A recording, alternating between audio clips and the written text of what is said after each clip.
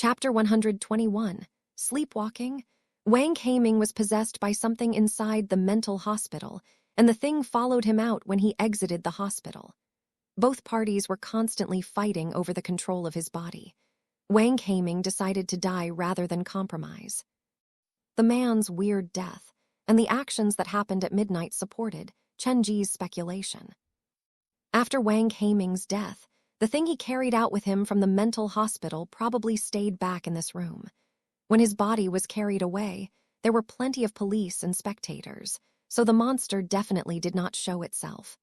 When night came, room 303 was sealed, and the monster had no chance to go look for a new target. Normally speaking, the monster should have been trapped inside this room, but it seems like some contract has been formed between the monster and the young man in room 302 through an unknown method. Having learned the lesson from Wang Haiming, the monster did not attempt a hostile takeover of the man's body. Both parties are in a symbiotic relationship. Chen Ge looked at the sparrows on the floor. The blood has soaked through most of the fabric, something that is not possible with just these sparrows. The contract was probably made a long time ago. He was reminded of the words he heard the young man say. He once yelled, "You guys need to stop forcing me," and the sentence could reveal a lot of information. First, he was forced to do something against his will. Judging from the situation in room 303, the monster had probably forced him to bring it a living sacrifice. A few sparrows would not be able to satisfy the monster, so its demand would increase to like stray cats, stray dogs, or even human. The second point was the young man's verbiage. During the argument, he used the term "you guys," plural, so he was probably facing more than one monster. This confused Chen Ge. Just what kind of creature had Wang Haiming led out of the mental hospital? After replacing everything, Chen Ge walked toward the window. Due to the issue of the angle, the young man from room 302 did not know that he had been found out. He saw Chen Ge's shadow walk toward the window, and he quickly retreated into his room. One more individual to look out for tonight. Chen Ge climbed out of the window, and his hands gripped the windowsill.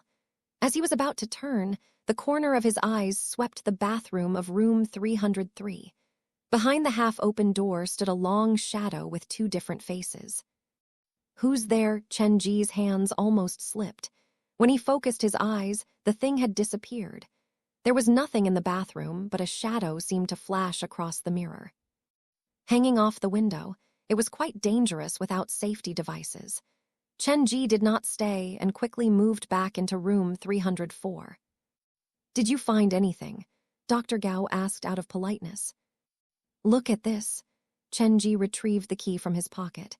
"Dr. Gao, are there any locks at your hospital that require a key like this?"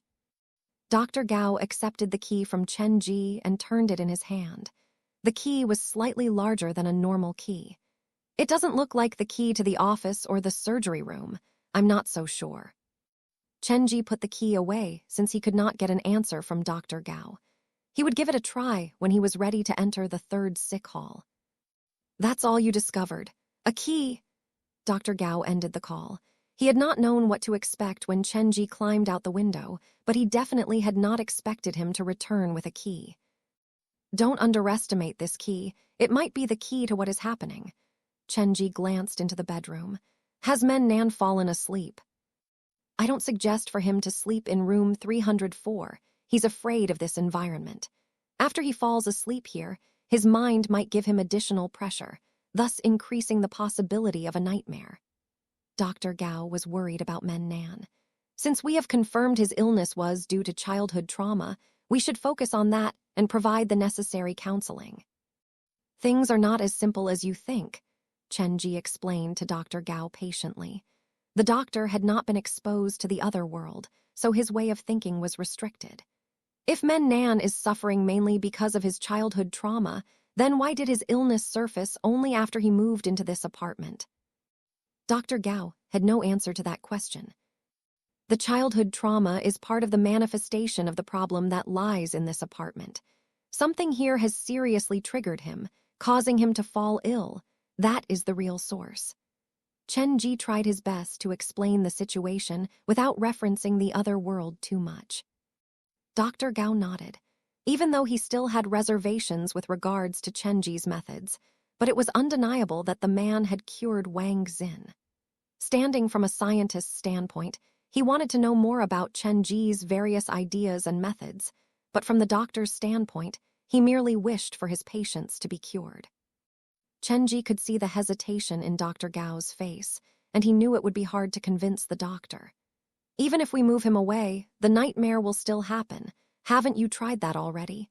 In that case, why not we just let him fall asleep here? The two of us will be by his side, and when he shows any sign of pain, we will wake him up immediately.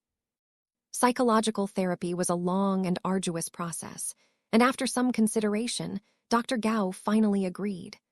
Following some more discussion, they entered the bedroom, and to their surprise, Men Nan was already on the bed. The young man was exhausted. With his chin on the pillow, he had fallen asleep leaning against the bed. After getting Men Nan into the bed, Chen Ge wanted to examine Men Nan's forehead and neck, but was stopped by Dr. Gao. Let him sleep. Okay, Chen Ge pulled 2 chairs over. We'll do this in rounds. One will stay up until midnight and the other will take over. Whenever there's something wrong, we'll wake him up immediately. You should go and rest for now. Leave this to me. Dr. Gao had Chen Ge sleep on the living room sofa, while he stayed in the bedroom to look after Men Nan. Before he arrived, Chen Ge had spent the whole morning working inside the haunted house and the afternoon making the mannequin heads, so he was tired. He switched his phone to vibrate mode and set the alarm for midnight. Lying on the sofa, with Xiaoxiao beside him, he soon fell asleep. In his dream, he felt a vibration coming from his palm. Chen Ge sat up on the sofa. He looked at the phone. It was midnight. He entered the bedroom and saw the deep frown on Dr. Gao's face. Before he said anything, Dr. Gao made a shush motion at him. The two stood beside the bed quietly. After about 5 minutes, Men Nan, who was sleeping in bed, suddenly straightened his arms underneath his body. It seemed like he was trying to sit up. He failed after a few attempts, and the arms flapped weakly beside him like everything that happened earlier was just a dream. Sleepwalking, Chen Ge whispered to Dr. Gao. The latter shook his head and pointed at Men Nan's eyes. Chen Ge followed Dr. Gao's finger and realized that Men Nan's eyes were open, but only a quarter of his pupils could be seen. The rest was all white. Chapter 122, Wake Him Up. Men Nan honestly looked quite scary, like he was possessed. After about 10 minutes, his arms reached forward once more to try to push himself up. After several failures, Men Nan finally managed to sit up. His eyes were fully white, and Men Nan sat on the bed, his head slightly lowered. Dr. Gao, has he woken up? Chen Ge and Dr. Gao were standing about 1 meter away from Men Nan, but the young man did not seem to notice them as his eyes stared forward. His pupils were rolled back to his head, so they could only see white of his eyes. Probably not. Dr. Gao signaled for Chen Ge to take a step back. Both of them leaned against the wall to avoid running into Men Nan. Then, is this sleepwalking? This was the first time Chen Ge had seen something so weird as well. Sleepwalking is a type of common sleep impediment, but if it was just pure sleepwalking, his pupils would not have rolled back so far. The two communicated softly. Men Nan sat on the bed for a while, and without warning, he slowly stood up. Should we wake him?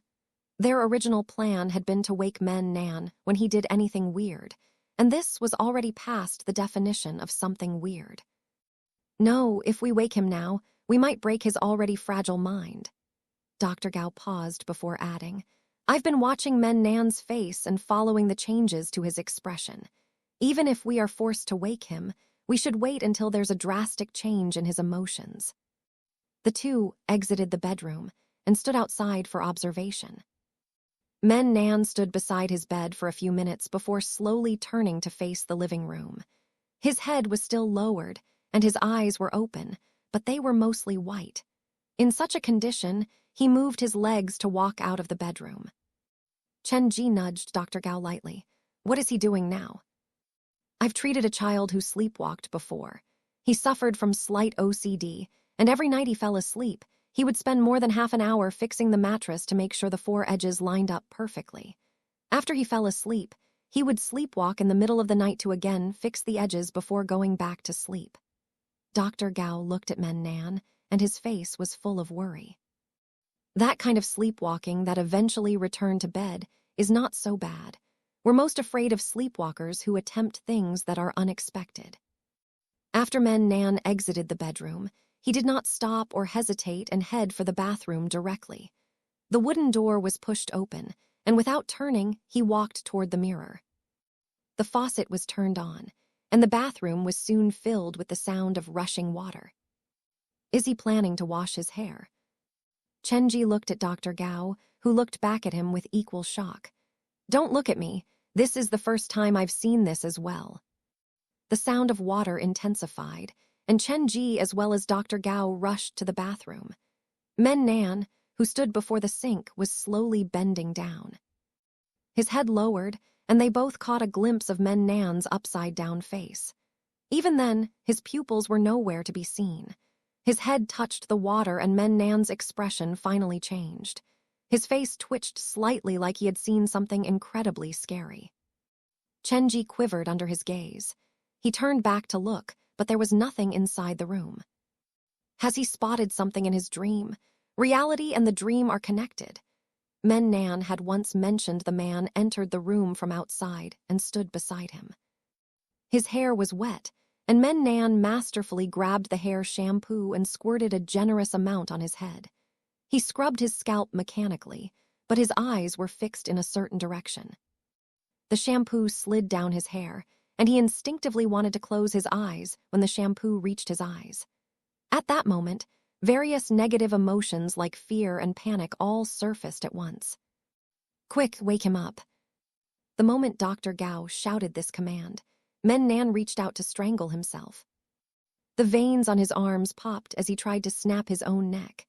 His body lost balance, and he collapsed to the floor, the shampoo and water splashing everywhere. Wake up, Men Nan! Dr. Gao and Chen Ge both tried to pry his arms away, but no matter how loud they yelled, the young man did not respond. He continued to strangle himself and tried to use his head to knock against the sink. Detain him. Dr. Gao had probably faced similar patients before. He expertly asked Chen Ge to hold Men Nan's upper body while he whipped out his belt to tie Men Nan's wrists together. Men Nan, this is Dr. Gao. After his hands were tied, Dr. Gao held Men Nan's head with his palm on his forehead to stop the young man from knocking his head into the wall. It's all right now. It's all right now. Dr. Gao's voice was gentle and kind. It had a trustworthy quality to it, but it did not seem to be at all effective on Men Nan. The young man's condition did not improve, but only got worse. He opened his jaws to bite at the people around him, and when that failed, he bit on his tongue and soon blood seeped out of his lips. Get me the towel! Before Dr. Gao shouted that command, Chen Ge had already stuck the towel into Men Nan's mouth. By then, Men Nan should have woken up already, but he had not. His pupils kept moving upward, and Chen Ge was suddenly reminded of something. He had seen the young man do the same thing before at the park. He's looking upwards. The thing is on his head. Chen Ge tried to grab above Men Nan's hair, but there was nothing there. Let's get him onto the bed first. Dr. Gao also did not know what had happened in Men Nan's dream. Both he and Chen Ge cooperated to haul Men Nan off the floor. His hands were bound, and a towel was stuck in his mouth, but Men Nan still tried his best to hurt himself. His head wiggled about violently. Chen Ge was afraid that he might knock into the mirror, so he walked forward to steady his head. But when he raised his head to look into the mirror, something shocking was reflecting in it. Chen Ge's pupils narrowed, and a man was lying on Men Nan's back in the mirror. The man was as thin as twig, but his face was uneven on both sides, like a line was split down the middle, and two faces were sewn together to form one. The man was strangling Men Nan's neck and attempting to enter his body, but another force from within Men Nan was stopping the monster, causing it to slow down. Both parties were fighting over Men Nan's body, and that was the main source of his pain. The sight in the mirror was scary, but Dr. Gao could not see it. Now, only Chen Ge could help Men Nan. When I left room 303, I saw a shadow escaping into the mirror. This monster is probably of the same type as the mirror monster that I've dealt with before, so breaking the mirror should be able to hurt it somewhat. Chen Ge did not discuss this with Dr. Gao. He took out his mallet and swung it at the mirror. The mirror pieces shot everywhere, and the sound shattered the night's silence. The whole building had probably heard that. As the mirror crumbled, Men Nan, who was trapped in the nightmare, finally showed signs of waking up. He screamed, and his pupils slowly returned to normal. At the same time, a shadow glided across the floor as if it was trying to escape. Chen Ge pushed Men Nan toward Dr. Gao, and he jumped up holding the mallet. By the time he exited the bathroom, the shadow had already reached the front door. Chen Ge picked up Xia Xiao, who had gone a little misshapen from being his sleep buddy, and threw her at the shadow. Chapter 123. Escape. The ragdoll stained with fake blood arced through the air before knocking into the shadow. Weirdly enough, when the formless shadow was hit, it stopped at the door, the doll biting on its arm. Well done! Chen Ge aimed his flashlight at the shadow. Under the bright light, the shadow started to twist, and its color dimmed. Without the refuge of the mirror, the monster was weaker than Chen Ge had expected. It abandoned part of its body and escaped into room 302. The parts that the monster abandoned soon disappeared. It was unclear whether it had dissolved into thin air or been eaten by Xia Xiao. Eating these things appears to be beneficial to Xia Xiao. Chen Ge placed Xia Xiao into his pocket and used the mallet to bang on room 302's door lock. Come out! The old steel door shook, shedding dust and rust. Even the frame itself was shaking. The commotion was so loud that all the nearby tenants were alerted. The door to room 301 opened a sliver. What is all this commotion about? The middle-aged man roared with the beer bottle in his hand, but he did not step out completely from his room. The door to room 302 was suddenly pulled open from within, and the young man living in it held a cleaver in his hand and slashed at Chen Ge madly. The mirror monster has entered his body. The corridor was narrow, so there was only so much room for Chen Ge to maneuver. Chen Ge took a step back and realized that the door to the middle-aged man's room was open. He fell into it and slammed the door shut. The sound of a cleaver chopping on the door was eerie. The young man had completely lost his sanity. His eyes were filled with streaks of blood. His face was in a mad grimace, and he said no words, like all his energy was being channeled into cleaving the door of room 301. It felt like he was planning to chop Chen Ge into pieces. Then again, it was understandable.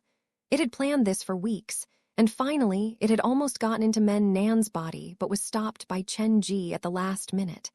On top of that, it had lost parts of its body in the struggle. The corridor was filled with the sound of the cleaver slashing on the steel door. What's going on? The middle-aged man inside the room was stunned beyond belief. His calves weakened, and he collapsed onto the shoe racks. Help me! The room door was not locked, and the young man could have burst through at any moment. I'll call the police. The middle-aged man did not dare go near the door. He placed the bottle on the table and hurriedly went looking for the phone. In his hurry, he knocked over the empty bottles and they clattered noisily. I said, come help me with the door. As the sound of the cleaver reverberated through the halls, the rooms lit up one after another, and many tenants leaned their heads out the door. In room 304. After Dr. Gao deposited Men Nan on the living room sofa, he heard Chen Ge's cries for help. He ran out of the room with a stool in his hand. The young man from room 302 had gone berserk. His focus was fully on Chen Ge. Dr. Gao made use of this opportunity to sneak up on him from behind. When he was 1 meter away from the man, he raised the stool to knock at the upper part of the young man's spine. Dr. Gao's target was probably the head, but for some reason, his aim was off. The young man lost his balance and staggered forward, his body knocking into the door. Gripping the cleaver, his neck twisted unnaturally around, and the young man glared at Dr. Gao with bloodshot eyes. A roar bubbled from his throat. As the young man planned to turn to attack Dr. Gao, Chen Ge saw this opportunity and kicked the door open. The door slammed into the man, and without giving him the chance to recover, Chen Ge picked up a bottle from the floor and swung it at the young man's head. The bottle shattered, and blood flowed down the man's head. Chen Ge charged forward and knocked into the young man, holding him down on the floor. Dr. Gao also ran forward to grab the cleaver away from the young man. The young man tried to resist until the other tenants also came out to help detain him. It was then that he finally gave up on his resistance.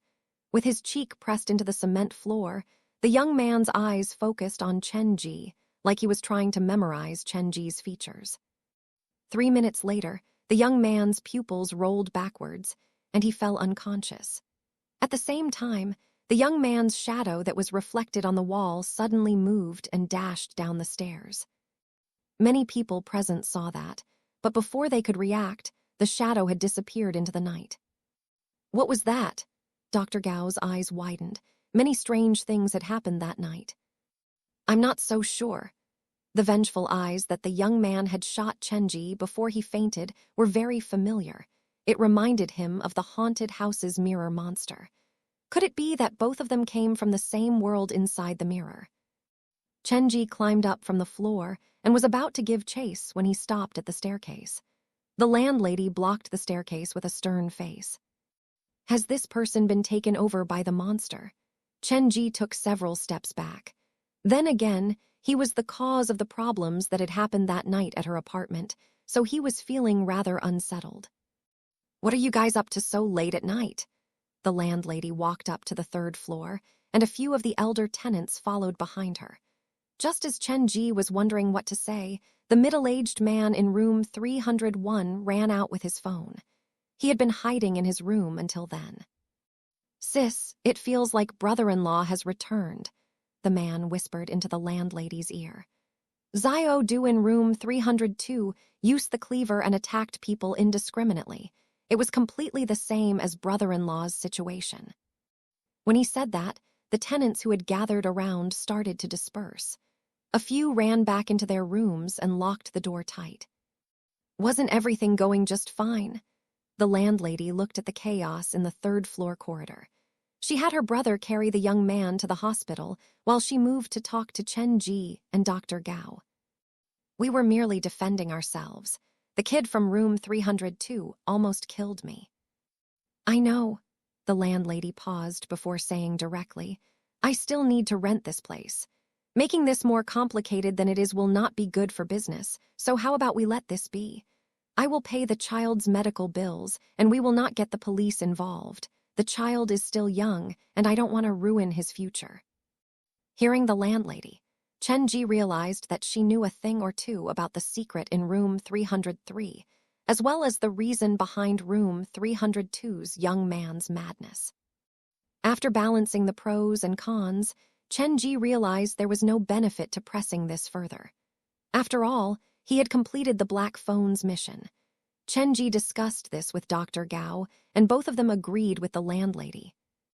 After the landlady left, Dr. Gao returned to room 304 to look after Men Nan, while Chen Ge waited in the living room. He still had plenty of questions left for the young man. Chapter 124. Possible Red Spectre. 1 hour later, the middle-aged man came back to Hai Ming Apartments with the young man from room 302. The young man had a bandage on his head, and his pupils were still quite unfocused. You're finally home. Chen Ge walked out from room 304, his hand still holding the mallet. Don't worry, I'm not going to hurt you. I just want to ask you some questions. The young man's eyes darted about evasively before opening the door to his room. Come in then. There was a thick stench in room 302. Even the middle-aged man, whose room was far from tidy, had his hand over his nose. How long has it been since you cleaned this place? Has some food gone sour or something? Chen Ge was confused. The room looked tidy, and the young man kept up his appearances.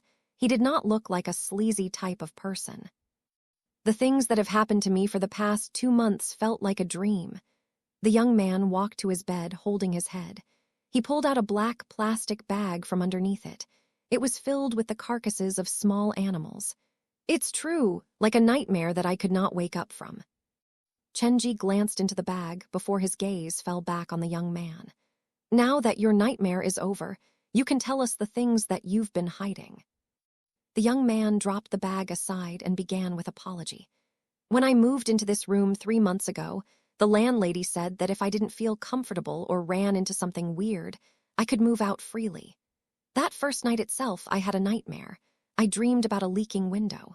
In the dream, I went to close it and saw a man standing inside the room next door."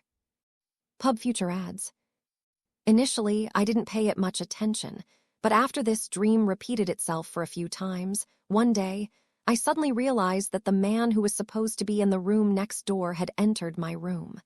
I tried to resist, but I couldn't do anything. However, the man didn't hurt me. He told me that he merely wanted some help from me. After that dream, my focus was lost for the whole morning. In the end, I decided to spend a night over at a friend's place, but the man seemed to have attached himself to me. This time, in my dream, he appeared directly beside my bed. The man told me that there was no way I could escape. He said that as long as I helped him, he would stop bothering me. I believed what he said, so I started following his demands to capture some living small animals and threw them into room 303. They were alive when I dropped them in, but when I went to take a look the next morning, the animals were all dead. There were no visible wounds on their bodies, so I had no idea what had killed them." The more he continued, the more afraid the young man became. "I wanted to escape from the man in my dream, but his appetite grew. Initially, he just wanted a sparrow or a rat, but 1 week later, he asked me to leave him stray dogs, and the last time, he asked me to lure a living person into room 303 after midnight. When I refused, he started to force me, threatening to kill me in my dream. I was at my wit's end." The young man's eyes were red and he lowered his head. "I told my friends about the dream, and the few of us entered room 303 late at night, but nothing happened that night. Then, they stopped believing me, thinking I had lost my mind. I had no one to turn to, and the man's presence became more solid. Even in the morning, I could feel him standing beside him, watching me." The young man's hands moved to grip the bandage on his head. "At the time, I only wanted to get rid of him, so I did try to lure someone into room 303, but it was too difficult." When he felt better, he continued. "After a few days, I accidentally saw an ad at school asking for a place to rent, and I guess you know what happens next. Due to personal reasons, Men Nan did not want to stay at the school dormitory, and due to his limited budget, I recommended Hai Ming apartments to him. So, you are the reason Men Nan moved into room 304. Chen Ge did not expect that would be the case. I did remind him of the danger, but like me, he paid it no heed. After saying everything on his mind, the young man felt better. All of that is in the past, so we will not pursue any charges, but we will need to wait for Men Nan to wake up first." Chen Ge took out the rusted key from his pocket. "Now I have a few questions for you. I need you to answer them honestly. If you don't know, then just tell me, don't make stuff up." Pub Future adds, "Okay. Have you ever seen the man's face in your dream?" "Seen it once." The young man admitted after a long hesitation. "He has two faces, like two personalities sewn together, and they communicate and argue with each other." "Other than giving you their demands, did they talk about anything else?" This was the best opportunity to know about the other world. The thing they did the most was argue with each other. There was this one time where one of the faces angrily said that if not for the fear of the red specter, he would rather have died than share an existence with trash. "Red specter?" Chen Ge frowned at the familiar term. He took out the black phone and clicked onto the affection page. Under Xia Xiao's name, it read Baleful Spectre, but under Zhang Ye, it specifically read Red Spectre. It might not have seemed important, but because of these two words, Zhang Ye had her own personal page on the black phone. Chen Ge fell into deep thought. The creature that had followed Wang Haming out of the third sick hall knew of the Red Spectre, so there was a high chance that a Red Spectre resided in the third sick hall. A spectre on the same level as Zhang Ye. The thought brought a headache to Chen Ge. The first mirror monster that he had encountered was a toy for Zhang Ye. Therefore, a normal ghost was powerless before the Red Spectre. He sighed before signaling for the young man to continue. Other than the red specter, I realized that there were a few weaknesses to them. I planned to use those when things got too serious. The young man sat on the bed, not at all minding the stench from inside the bag. The monster rarely appeared during periods other than midnight. It was afraid of light, noisy environments, and most importantly, it seemed weirdly afraid of cats. Afraid of cats? Chen Ge was curious. Yes, the man in my dream asked me to prepare many living animals, but cats were the only exception, so I believe it is afraid of cats. The young man had a point, but it was ultimately just speculation. If possible, Chen Ge did not want to be the first one to try it out. Perhaps I can test it out somehow back at the haunted house. The young man did not dare to speak since Chen Ge did not comment. However, the eyes of the middle-aged man, listening to their conversation, were as round as the moon. Chapter 125. Take your mannequins away. Before doing the trial mission for the third sick hall, perhaps I should place a stray cat inside Mu Yang High School scenario to test the theory. If it works, then it'll be an additional way to deal with creatures from the other side. Even with this information alone, Chen Ge felt that his journey that day had been worth it. Glancing at the young man, he passed the rusted key to him. Have you seen this key before? I have, the young man nodded. Every sunrise, I would return to room 303 to clean the animal carcasses, and there was this one time when I found this key in one of the items of clothing. Did the man in dream mention anything related to this key, like a special door or room? The young man thought about it before saying, when they were talking to themselves this one time, I believe they mentioned something related to a key. What was it? One of the faces said that he had left something important behind in the third room and that the pathway hidden behind the cupboard wasn't locked. They shouldn't have left through the front door. That way, they wouldn't have been exposed. The young man had a vague recollection of the memory. After all, he had heard all this in his dream. The third room. Chen Ge was reminded of the paper note left behind by his parents. The third room in the third sick hall. Could they have been talking about the same place? If they were, then this information is invaluable. The pathway behind the cupboard is not locked. This can be my escape route when necessary. Chen Ge could not tell whether the young man was lying or not. He maintained the same expression while he memorized all the information. After asking a few more questions, making sure there was nothing else he could have known, Chen Ge exited room 302 and returned to room 304. How is Men-Nan doing? He's asleep, but he's running a fever. I'll bring him to the hospital tomorrow and try to reach out to his family. Dr. Gao sat beside the bed. You'd better go and rest. I'll stay here and look over him. I've placed the doll on the sofa. There are some bandages under the table, so remember to take care of your wounds. Okay.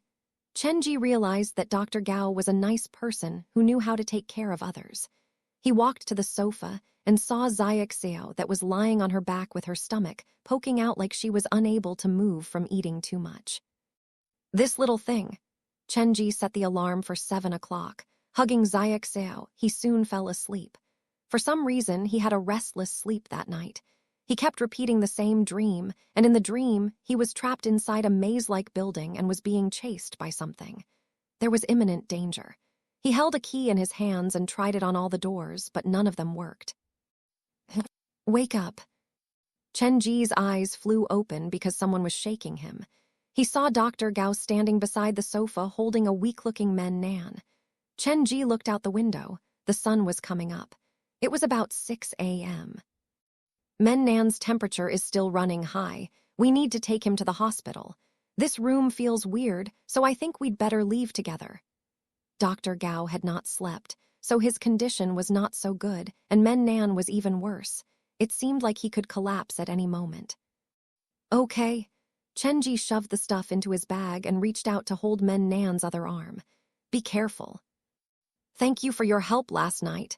When they exited room 304, Men-Nan suddenly turned to Chen Ge to say and repeated, Thank you. You're welcome, Chen Ge answered reflexively, but then he realized that Men-Nan's tone and mannerism seemed weirdly feminine. When he turned back to look, Men-Nan had lowered his head. When they arrived at the hospital and ensured that there was nothing dangerous about Nan's situation, Chen Ge left. Sitting in the taxi, Chen Ge took out the black phone. He had received the message. He had completed the mission. Pub future ads. The player reached the mission venue on time, found the victim's cause of illness, and managed to survive until sunrise.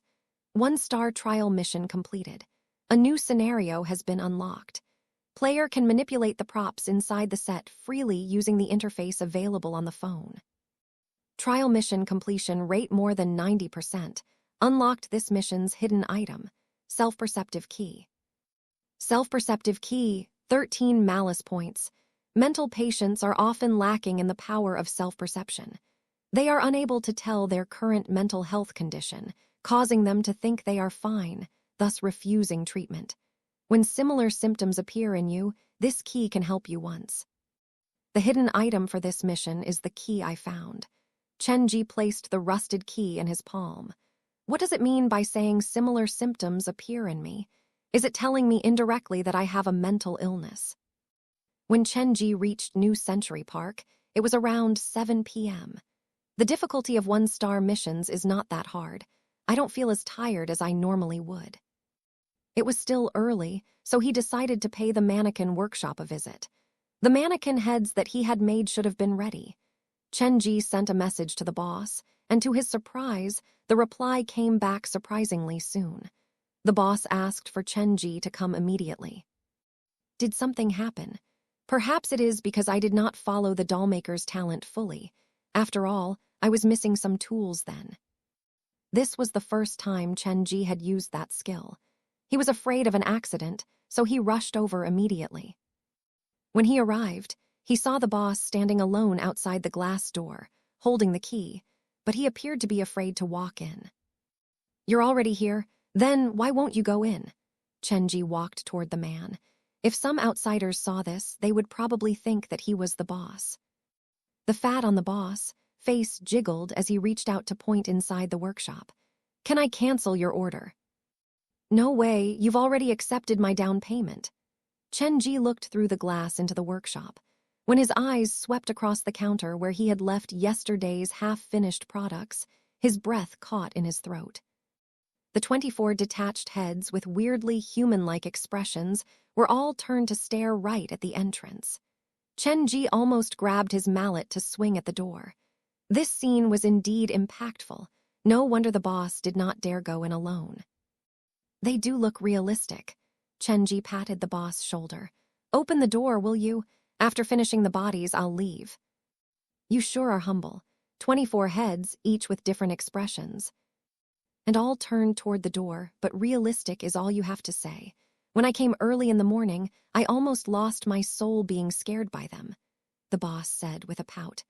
"I came early to check on your filler and leakage, but, sigh, I'll probably be reminded of this scene every time I open the door. Now I'll need to rent the place no matter what." 126. A brave idea. When Chen Ge left, the paint job on the fake heads had not dried yet, so they had been unfinished products. They did not look so scary then. After opening the glass room, Chen Ge and the boss walked over to the counter. "Look at this quality. Residing in a haunted house is a waste of your talent." The boss followed behind Chen Ge. He picked up a female student's head from the table. Initially, he had been afraid, but after he got used to it, he was slowly attracted by the bodiless heads. They were incredibly human-like. The girl's eyes seemed to be filled with emotions, and the normal dullness of a mannequin head was absent. "You are indeed the best dollmaker I've seen." The boss studied the girl's face closely for a full minute before moving his gaze away. There seemed to be something on his mind. After some hesitation, he placed the girl's head back where it had been and tapped the busily working Chen Ge lightly on his shoulder. "Brother, I came so early today also because I wish to discuss something with you." "Brother," the boss, sudden change in attitude and term of endearment unsettled Chen Ge. "Tell me if I can help, I will." Chen Ge was working on the design of the mannequin body. "It's a deal that will benefit both of us." The boss picked out a name card from his pocket and gave it to Chen Ge. "We should keep in contact with each other." Pub future ads. Kyan Gaijin? Chen Ge did not know what the boss was up to. He was suddenly so friendly. After Chen Ge accepted the name card, the boss said mysteriously, "Before this, my main focus was the design of mannequins for shops and parks, but with the advancement in technology, especially 3D imaging, the demand for mannequins has decreased.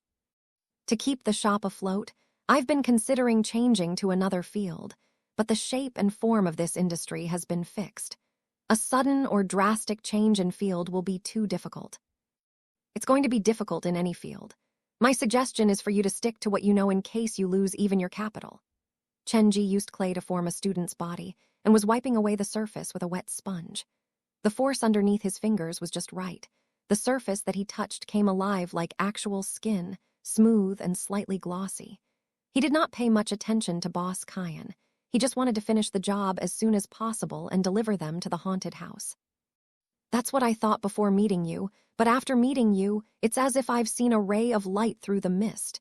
You have given me a brilliant direction." Boss Kyan stood beside Chen Ge. Looking at the mannequin heads with different expressions, he suddenly said, "I have a brave idea. Mind getting me the 16th carving knife? Hey, do you mind paying some attention if this is successful? Perhaps our monthly income will be greater than what you earn in a whole year from the haunted house." Boss Kyan slammed his palms on the table and looked at Chen Ge seriously. The talk of money made Chen Ge stop working. "I'm not one to be swayed by money, but I am interested in your idea. Small dolls won't get a high price, and large mannequins no longer have the market, so I plan to go into the high-end, personalized market." Boss Kyan picked up Chen Ge's mannequin head carefully. "This is the first time I've seen such a realistic doll, and you're using a lesser quality material. If we get higher quality materials, does this mean you can make mannequins that are no different from actual humans?" "Theoretically, I suppose so," Chen Ge answered, conveniently skipping over the fact that he could make an actual living doll provided he had enough materials. "That talent will be our road to riches." Boss Kyan took out his phone to look for some doll pictures. "These adult sex dolls sold for 8,000 plus on the internet despite their rough quality. If we can provide to scale dolls with perfect skin and features, the asking price will be over 5 digits. I have done the necessary research. The market is untapped and will remain that way for the next few years." "Well, your idea definitely is brave." Chen Ge shook his head and continued to focus on his clay body. "Just imagine the income. With your speed, we can easily make 20 of those in 3 days. That's 200 in a month. The market hasn't seen a mannequin of your quality before, so the initial price can be set at 15,000. Even with the most expensive materials, we'll gain 10,000 in profit. That's 2 million in a month. Why are you still so hung up over the haunted house?" Boss Kyan had expected a far more enthusiastic response from Chen Ge. Pub future ads. "I will not do anything illegal. Making dolls according to the pictures provided by clients is a violation of privacy." Chen Ge knew that he was using the doll maker's talent to make these mannequins. There were certain latent dangers, and he did not want to wake up to headlines like "Sex dolls found responsible for young man's death." "Why are you so stubborn?" Boss Kyan started to berate Chen Ge. "Every single one is a lonely island. Even married couples will have arguments, but dolls are different. In fact, I believe that many will choose to spend their lives with dolls if given the chance. There would be so much less pressure in life. No matter who it is, if you dump your problems on them, they will get annoyed, but a doll won't. Making dolls for these lonely souls hurts no one. In fact, you will be helping them seek a safe harbor in this lonely world. I feel like you're in the wrong field. You should go sell insurance instead." Chen Ge lowered his head to focus on the clay body. The world was not as innocent as the boss made it out to be. If his mannequins were mass-produced, things could get out of control, and he would definitely be involved. "If there's a brave idea, then we have to give it a try. How about you make 2 dolls today? I will go around to promote them. If that doesn't work, then forget I said anything." There were those pictures on Boss Kyan's phone, so obviously he had come prepared. "Boss Kyan, have you considered this situation? You're in bed with a doll, but after you fall asleep, the doll slowly opens its eyes." "Why would a doll open its eyes?" "If you don't believe me, You can come experience it yourself at my haunted house. The mannequins I design are different from normal mannequins, and I mean more than their appearances. Chen Ge did not go into further detail. The boss felt like a nice person, just a little forward in his thinking. After listening to Chen Ge, Boss Kyan looked at the fake heads on the counter, and he shivered. However, he did not give up. When you have thought it out, give me a call. Chen Ge finished the clay body and repeated the steps from yesterday.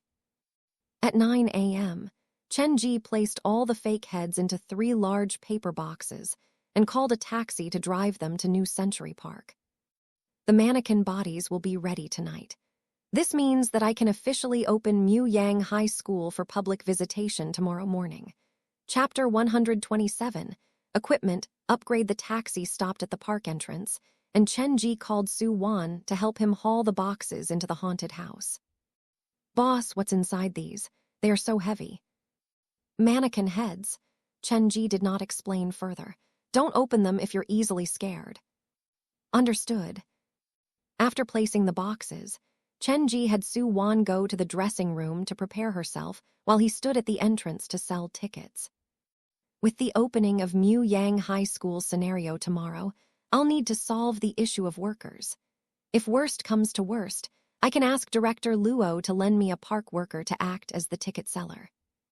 A man who looked about 30 interrupted Chen Ge's thoughts. Mr. Chen, I've finally found you. Chen Ge was rarely addressed this way.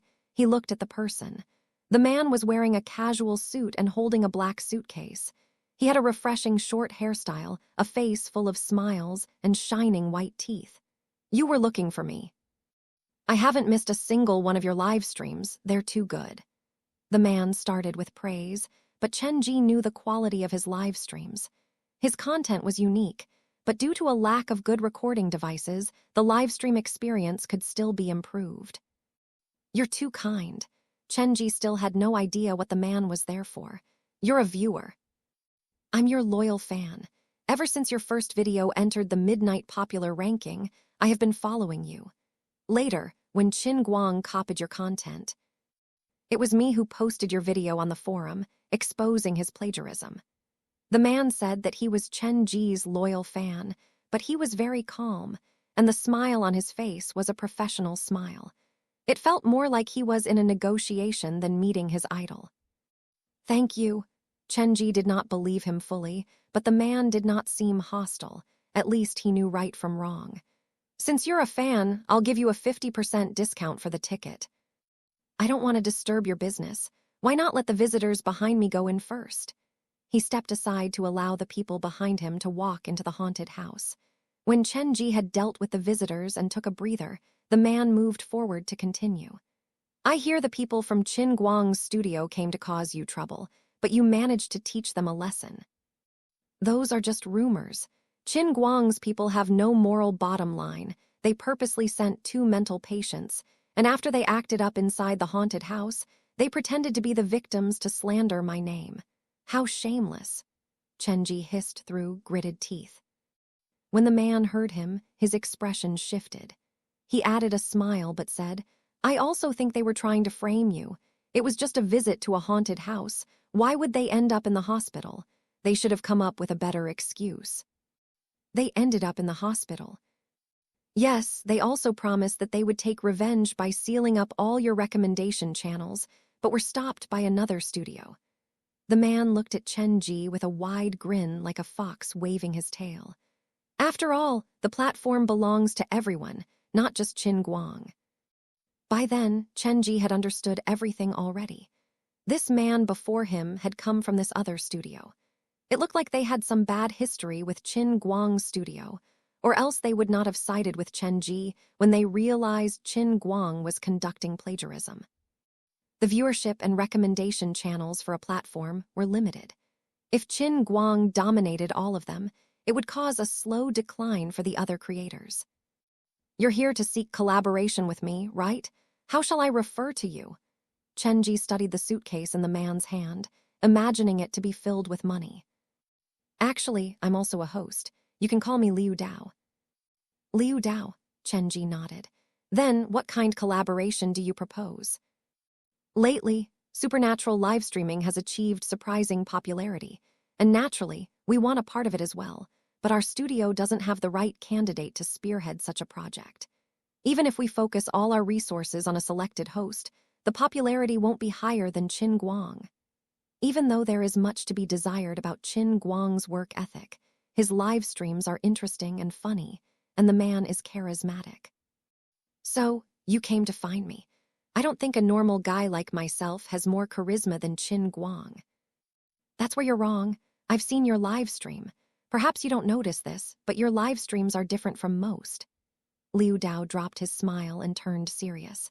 With just one glance, people will normally be able to tell the live stream is fake, and this includes Chen Guang's live stream. It has the name of a supernatural live stream, but it was merely listening to the host make up stories. However, yours is different. The atmosphere and anxiety were pitched throughout the live stream like life-threatening danger was around every corner. The viewers would experience fear alongside you, and just with that point alone, I'm already mightily impressed. That's because it's all real. Chen Ge felt like even if he told the truth, Liu Dao would not have believed him. Perhaps I am a good actor. You're too humble. That feeling of dancing between life and death, that is something I haven't seen in professional actors. Liu Dao seemed to admire Chen Ge greatly. I feel like only your live stream has a chance of fighting Chen Guang. If you promise to cooperate with us, we will fight tooth and nail to help you gain more resources. Then what am I supposed to do? Contribution and reward were give and take. Chen Ge knew this well. We will find you locations that look scary and abandoned and set up the scene there. We will also design some scary features beforehand. You'll only need to conduct your live stream there and push some advertisement in your live stream room for our studio. Liu Dao was afraid that Chen Ge might reject him, and he pulled out a file from the black suitcase. The set needs to be prepared and the script as well. We will conduct a supernatural live stream every 10 days, and this aligns with Chen Guang's studio's schedule. Here, you can take a look at our selected set locations and the rundown for the script. These people are too conservative with their choices. Some of the sets are just next to a residential area, just a move of the camera, and it'll be exposed. You think they're not suitable? Don't worry, I promise you that they're completely safe. All the set locations will be inspected beforehand, and during your live stream, we will assign an auto camera to follow you. You think these can beat Chen Guang? Chen Ge sighed sadly. He returned the file to Liu Dao. None of these sets are interesting, and the scripts are too predictable. How about I give you my recommendation? What is it? Have you heard of the third sick hall? Chen Ge turned on his phone and entered the name. Soon, many creepy, cruel, and insane headlines appeared on screen. I plan to go here for my next live stream. Liu Dao saw the articles that appeared on screen. The unfiltered pictures caused the man's Adam's apple to wiggle. He wiped the sweat off his forehead before saying, "You sure? Isn't this pushing it a bit too far?" Chapter 128, Stray Cat, Disappearance of the Hospital Director and Patients. An anonymous letter claims that there are bodies left in the hospital. A changing, bloody message, moaning from a closed room, who opened the locked doors at midnight. What have they seen to cause them to go crazy in one night? Who is the patient, and who is the doctor?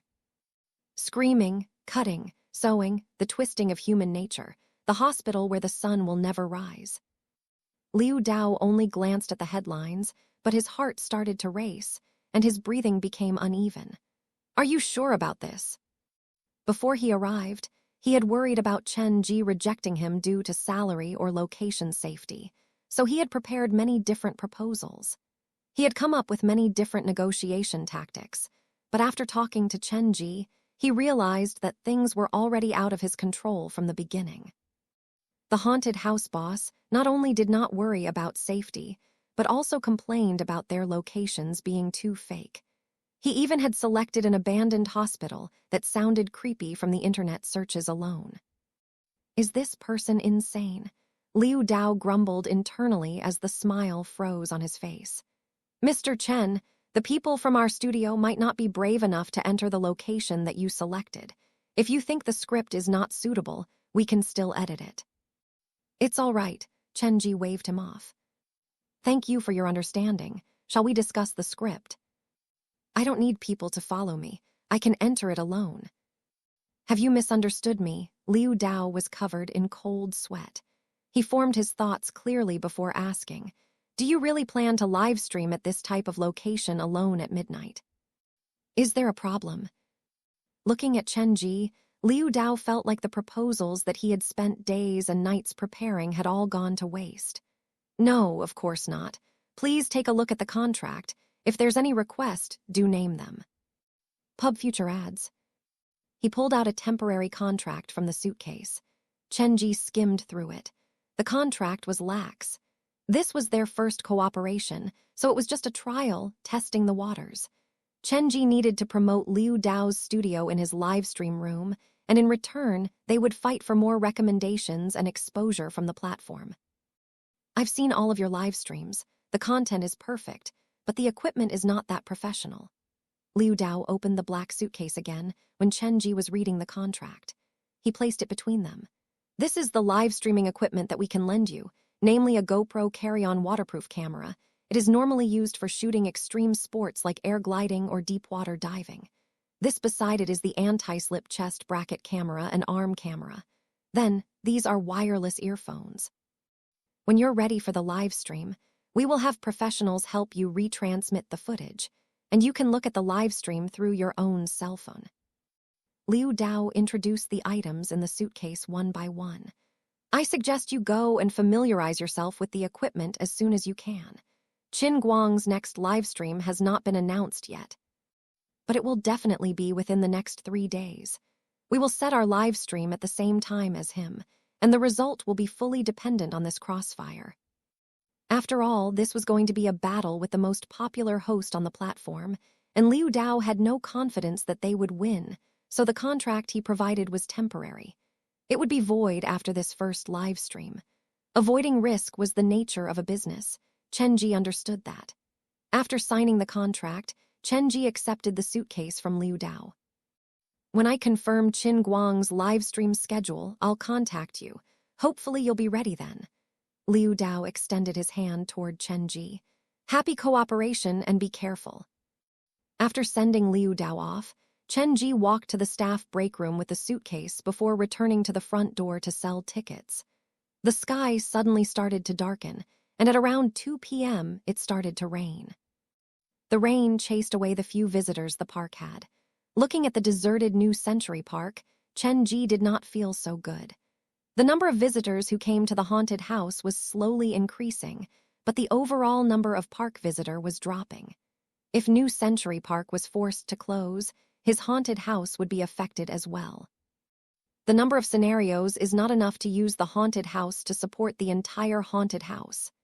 Currently, New Century Park was still surviving because there was no competition in Jiujiang, but after the new park was built, the visitors would abandon New Century Park. Boss, what's on your mind? Su Wan came out with umbrella and stood beside Chen Ge. Nothing really. Chen Ge turned to look at Su Wan. Thank you for your work today. You can go home now. I need to go to the workshop to finish off the mannequins anyway. After cleaning the place, Chen Ge locked the haunted house and walked to the mannequin workshop. Before he reached the workshop, Chen Ge could see that Boss Kyan was squatting by the roadside talking to the hawker stall cook. Why are you standing outside? Boss Kyan saw that it was Chen Ge and stood up with some difficulty. Brother, have you considered the high-end doll offer? I have a feeling you'll lead a revolution in the industry. Not interested. Chen Ge entered the workshop to focus on his work. Just think about it. You could be the next king of adult sex dolls. All the mannequins were done by 9:30 p.m. The 24 headless mannequins stood in the workshop, creating a harrowing scene. They're so realistic, it's like art. Pub future ads. I'll leave them for the night, and I'll come to take them tomorrow morning. Chen Ge patted Boss Kyan on his shoulder. Watch only from afar and please don't touch them. After a few more words, Chen Ge left with his umbrella. He came out from the workshop, and the rain was still pouring. How am I supposed to drag 24 mannequins to the park? I should call Uncle Sue for help tomorrow. He opened the umbrella and walked down the street. The shops on both sides of the road were packing up their stuff. Several shop owners were calling their children home, and they were planning to close already. Chen Ge did not notice it until he passed a small alleyway, and he heard a child crying. He turned to look and saw several young boys tossing rocks and empty bottles toward a specific corner. One of the boys had scratched his finger, and as he cried, he picked up debris from the ground to toss it in the corner.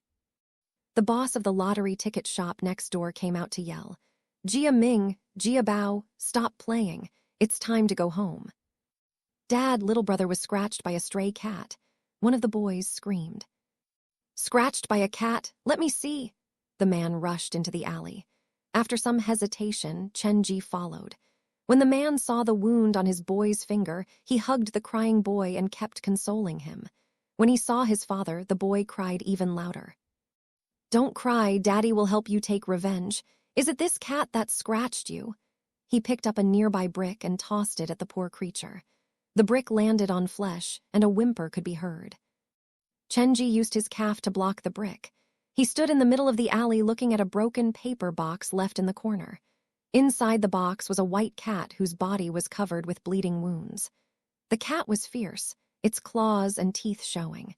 Even though blood was flowing down its head, it still refused to leave the paper box. "Why won't it run away?" Chen Ge took one step forward and saw that there were 4 kittens inside the box, but all of them were no longer breathing. The chaos created by the boys littered the area around the box. However, inside the paper box was clean. "What's the matter with you?" The man grabbed a broom and pushed Chen Ge aside. "Move it." His calf was still hurting. When the man pushed him, it felt like something had come over Chen Ge. He grabbed the man's arm and toppled him over. With his hand on the man's head, he pressed his face into the muddy ground. His pupils narrowed to become incredibly scary. It felt like it was a gaze from beyond the grave. Yin-yang vision. The man tried to struggle initially, but when he saw Chen Ge's face, a chill covered his entire body. Even his teeth were chattering. "Chill, we can talk this out." The man tossed the broom aside. With his face pressed into the ground, he said in a shaking voice, "There are surveillance cameras all over the area. A stray cat is not worth it. I'll leave immediately." Chen Ge released his grip on the man, as his gaze slowly returned to normal. "Jia Ming, Jai Bao." The man jogged off in a hurry, and the boys quickly followed after him. Peace returned to the back alley. Chen Ge glanced at the broken paper box in the corner. He was about to walk closer when the injured white car arced its body and lowered its ears. Its eyes narrowed into slits as if it was about to attack. It was afraid and cautious of any living humans. Chen Ge slowly bent down. He did not do anything that might make the cat feel threatened. Instead, he opened the umbrella and placed it over the paper box. Chapter 129, The cat that can see them. Dark clouds hung low in the sky, and the rain drenched Chen Ge's jacket. He squatted before the cat, his mind a mess. Earlier, he had seen fear on the man's face. Normally, shouldn't the party with the weapon have resisted instead of surrendering so easily? There was such a change to the boss' attitude, and this made Chen Ge wonder, what had he seen? When I gripped him earlier, there was a chill radiating from the eye. That should be the yin-yang vision in effect. The description the black phone provided on the yin-yang vision was very vague, and Zhang Yo had even blown half of the mirror monster's body into his eyes. Yin-yang vision seemed to have evolved, but what was the effect of the evolution? Chen Ge could not really tell for sure. I acted almost instinctually earlier. It's probably caused by the pent-up stress from all the things that have happened recently. Ever since obtaining the black phone, Chen Ge had not had a good rest. He spent his days either completing daily missions or the more dangerous trial missions. However, they came with rewards. At least, number of visitors and reviews for the haunted house had increased. After staying for a while longer in the alley, Chen Ge realized the white cat still refused to let him get near. He did not force it. He found a nearby spot to hide from the rain and planned to leave after the rain receded. He waited for 10 minutes, but the rain still showed no sign of slowing down. Chen Ge used the flashlight in his phone to shine at the corner. In the darkened alley, the ground had started to get flooded. The paper box was soaked, and a huge hole was forming at the bottom. Chen Ge walked forward to take a look. The injured white cat could not hold on any longer. It was already lying down alongside the 4 kittens whose bodies had already gone cold. I can't just leave it to die, can I? Chen Ge removed his jacket to wrap it around the cats and ran to catch a cab to rush to the nearest pet store. 10 minutes later, Chen Ge arrived at his destination, and a girl in uniform was locking up the place. Wait a minute. Chen Ge did not even open his umbrella and rushed directly toward the girl. I'm sorry, but we're closed. Come back tomorrow. The woman saw Chen Ge, and she took an involuntary step back to maintain a safe distance. This cat won't be able to wait until tomorrow. Money is not a problem, please save it. The rain had soaked Chen Ge's clothes, and he looked rather worse for wear. The woman looked at Chen Ge's arms. The white cat was covered with mud, and a long wound ran down its face. A stray cat. Yes. Stray cats are naturally wild and will often lash out at humans. It seems like these injuries were human-made, probably because it had hurt someone. Are you sure you want to save it? Yes, Chen Ge confirmed. A few boys probably killed the kittens, and the cat kept its vigil beside the kittens despite the barrage of broken bottles and bricks. It was horrible. If you insist on saving it, come in. The woman unlocked the door and accepted the jacket from Chen Ge. The 4 kittens cannot be saved, but if you want to keep this cat, I suggest you bury the kittens beside your house. Okay. Chen Ge glanced at the woman's name tag. She was the owner of the pet store. Her name was Zhao Wen. She started nursing the white cat's wound after they entered the store. Chen Ge sat in the store, staring at the cats and dogs in the cages. Weirdly enough, after Chen Ge entered the pet store, all the animals became curiously quiet. Is it something on me, or is it because of Zhang Ya? Chen Ge wandered to a nearby cage. The cat inside it was huddled in the corner, curled up in a ball. With this comparison, Chen Ge was even more impressed by the white cat. When he first approached the white cat, it did not show fear but gnashed its teeth, looking like it was trying to fight to the death with Chen Ge. This stray cat might bring me some surprises.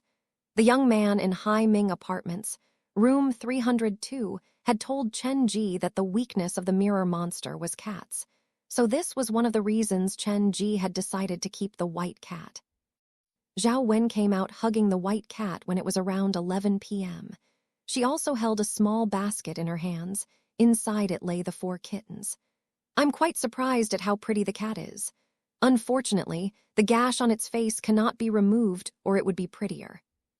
Chen Ge could not even recognize the snow-white cat Zhao Wen was holding. Its fur was soft and luscious. However, the key feature of the cat was its eyes, red and blue. Why would the original owner abandon such a pretty cat? Chen Ge thought the cat was pretty as well. I'm not trying to scare you, but it is not a good practice to adopt stray cats, especially one like this who looks like it came from a good line and background. The original owner abandoned it probably because of some taboo or something bad that happened. Zhao Wen passed the cat to Chen Ge. In any case, now that you're its owner, you have to be responsible.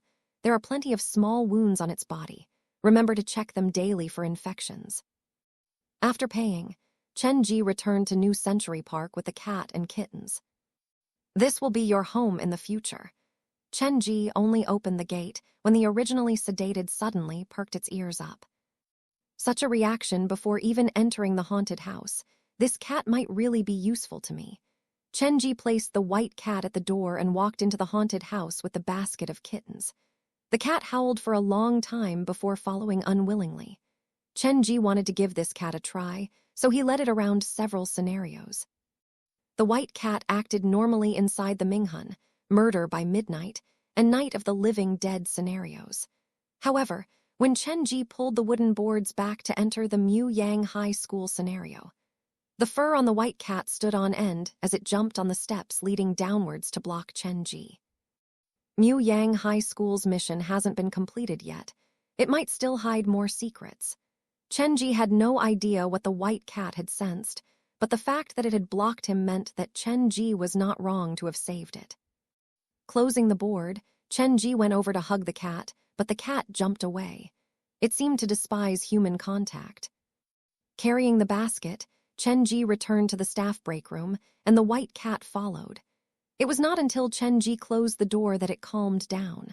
The white cat jumped onto the chair and spotted Xiaoxiao, who was hiding underneath the table. "Such a mischievous thing, you." Chen Ge pulled Xiaoxiao out from underneath the table. He waved Xiaoxiao before the cat, saying, "This is our friend, so don't hurt her." The white cat did not react in any way. Perhaps it was because the enemy was too weak, so it was not even interested. At the very least, Xiaoxiao is a baleful specter, but she was ignored so completely by the cat. Chen Ge rubbed Xiaoxiao's head, feeling weirdly sorry for her. Chapter 130, Welcome to Mu Yang High School. Chen Ge placed Xiaoxiao on the table. This naughty ragdoll who always tried to sneak out was surprisingly well-behaved. Chen Ge could sense fear from her. Xiaoxiao had not shown that emotion when facing the mirror monster. Is the cat too special or Xiaoxiao too weak? Curled up on the chair, the white car looked at the 4 kittens in the basket. It did not seem to be concerned about anything else. Since I've decided to adopt it, I should give it a name. I can't call it White Cat forever. This was the first time in his life that Chen Ge had adopted a pet. He sat down on the floor and studied the white cat. "We met at night in the middle of a rain, so how about I call you Night Rain?" The cat did not move, but Chen Ge could sense its displeasure. "Well, if you don't like such a pretentious name, how about Fortune? You know, for good luck." The white cat turned its head away like it did not want to have Chen Ge in its view. "Still do like it. You're completely white, so how about snow, milky, rice?" Perhaps because Chen Ge was physically to close, giving off a threatening aura to the cat, it gnashed its teeth. Its whiskers flickered, and the wound on its face started to bleed again. "Christ, you sure are wild." Other people's cats were all cute and cuddly, but this one was as wild as a tiger. Chen Ge looked at the scary wound on the cat's face, and he moved cautiously backwards. "You're not one bit like a cat, more like a tiger. How about I just call you White Tiger?" Chen Ge then realized how weird it was to call a cat the name of a different animal. He was about to change it when the white cat on the chair suddenly stood up. With its ears perked up, it jumped down from the chair and clawed at the break room's door madly. What's going on? The cat was acting strangely. It seemed desperate to leave. Chen Ge noticed this and quickly opened the door. It didn't even act like this when we were in Mu Yang High School. It must have sensed something. After the cat exited the room, it headed right for the first-floor bathroom, its claw leaving a deep scar on the wooden door. First-floor bathroom. Chen Ge's heart skipped a beat. He glanced at the time. It was midnight. The mirror. He rushed in behind the cat and pulled the black cloth off. Inside the mirror, the red door had appeared punctually, but this time, there was some notable difference. Blood-red liquid seeped out from the sides, and the door in the mirror shook every few seconds like someone was pushing it from the other side. Chen Ge did not dare act too rashly. He turned back to look at the door in the real world. The door in the real world and the mirror shook at the same time. At midnight every night, this normal-looking door seemed to become the link between the two worlds. There's someone behind the door. Chen Ge grabbed the nearby mop nervously as his eyes focused on the dancing lock. He was relieved that he had remembered to lock the door last time, or else the thing would have entered the haunted house already. The force of the shaking grew. The only thing Chen Ge could do then was wait for 1 minute to be over. He did not want to provoke the monster behind the door, and he had no interest in knowing what it was. He just wanted to manage his haunted house in peace. The door lock wiggled violently. It felt like it would not hold on for long. Chen Ge gripped the mop tightly, preparing for war. The white cat lowered its head and arched its back, ready to pounce. Nothing scary happened. 1 minute later, the bloody door in the mirror disappeared, and the door in real life returned to normal. Everything's fine now. Both Chen Ge and the white cat sighed in relief. Interestingly enough, the white cat seemed to glare unsatisfactorily at Chen Ge as if it was saying, "I've been here less than an hour, and you have given me 2 scares already. Is this any place for a cat to live? You dare to glare at me?" Chen Ge was about to hug the cat when it jumped out from his arms and rushed back to the staff break room. Didn't even allow me to touch. Such a cold-hearted cat. Chen Ge stood in the bathroom alone. He found the key and opened the cubicle door to peer in. The door on the other side showed signs of being rammed into, and the lock had become loose. Looks like I'll need to find a sturdier door. Chen Ge considered breaking the door directly, but he was afraid that even after he broke down everything, the door would still remain. When the door appeared for the first time, there was nothing wrong. When it appeared for the second time, there were weird noises coming from behind the door like a body being dragged. This is the third time, and someone was trying to burst through the door. Chen Ge placed the black cloth over the mirror. He looked at the covered mirror and commented internally, "My parents once said that the door of the third sick hall has been opened again. Could the door they mention be similar to the door in this bathroom? Has the third sick hall become a lair for these monsters?" No one could answer Chen Ge's question, and he could only rely on himself. Chen Ge went to the props room to grab some wooden boards to increase the door's stability. When he was done, it was already 1 a.m. "I need to go to sleep, because I need to go get the mannequins early tomorrow morning." He grabbed a quilt to place beside the white cat while he climbed into bed to sleep. Chen Ge was woken up by the alarm at 7 a.m. The white cat woke up alongside him. The white cat was on high alert. The smallest commotion would cause it to tense up. "It's time to work." Chen Ge called Uncle Sue to borrow the park's lorry to haul the mannequin's body from the workshop. The white cat guarded the basket. Chen Ge could not get near the 4 dead kittens, so he left them be for now. After 2 trips, Chen Ge finally brought all the mannequin bodies back to the haunted house. The corridor was filled with headless bodies. Uncle Sue only took a glance at it before escaping with a random excuse. "Are they that scary?" Chen Ge pulled open the wooden boards. He marked the heads and the bodies before screwing them together. Then he moved them into Mu Yang High School scenario. After placing them in the sealed classroom, Chen Ge put the clothes on the mannequins one by one. When he put the clothes on the last mannequin, he felt the black phone vibrate. Completed 2-star scenario, Mu Yang High School's hidden missions. Finished building the bodies for the 24 spirits in the sealed classroom. Congratulations for obtaining the mission rewards, the returners' goodwill. You can now give them simple instructions through the phone. Warning: once the lingering spirit leaves the scenario, they will go berserk. Please be careful. All the hidden missions in Mu Yang High School had been completed. The 2-star scenario could be officially opened. Should I call He-san to give him a free go? The child might say he doesn't like it, but I think that he's enjoyed himself every time. Chapter 131. I know what I'm doing. The dolls created using the dollmaker's talent looked incredibly creepy. With 24 dolls inside the sealed classroom, either standing or sitting, even Chen Ge did not have the heart to stay for too long.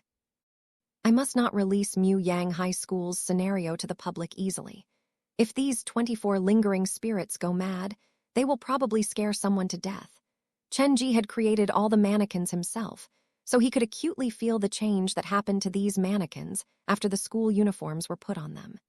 It felt as if all the mannequins had acquired a soul, like the things that stood before him were not props, but actual people. Due to limitation in budget and workers, rarely would a haunted house place more than 10 actors in the same scenario.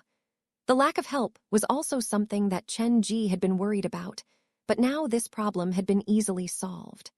A small scenario alone had 24 professional actors. Now that was a high-end haunted house. Gosh, even I am getting excited about this. This 2-star Mu Yang High School scenario might be able to help me make the haunted house a household name. After finishing the arrangement of the sealed classroom, Chen Ge placed the student name tags that littered the lectern inside the paper box. There is no exit inside Mu Yang High School, and there is only one entrance. The original plan of finding the escape is no longer usable. I will need to come up with a new rule for the game. Chen Ge narrowed his eyes before coming up with the solution. He could go around Mu Yang High School scenario to hide the 24 name tags in various corners. To clear the game, the visitors will have to find all 24 name tags in under 20 minutes. The winners will get a full refund of their tickets on top of a cash prize. This way it will provide incentive for visitors to enter the haunted house and will also increase the fun factor and interactivity. Chen Ge's haunted house was rapidly expanding. He had been trying to figure out ways to make his haunted house more inviting and interesting. This treasure hunt for the name tags was, for Chen Ge, worthy of a trial run. I will need to include more interesting elements in the future. The aim is not to create a scary haunted house, but a whole park themed around scares and horror. When Chen Ge was hiding the name tags, he realized that Mu Yang High School's scenario had grown bigger. There was a new junction at the end of the corridor. There were an additional 3 adjacent old-looking rooms. There were room numbers hanging on the doors: 302, 303, 304. The room of 3 one-star trial mission had unlocked 3 new rooms beside Mu Yang High School. They merged perfectly together, but the corridors did appear to be much narrower. All the scary scenarios will expand close to each other.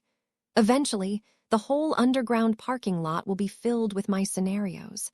The routes will overlap with each other, thus making an actual maze of terror. Chen Ge retraced his steps and returned to the haunted house's first floor.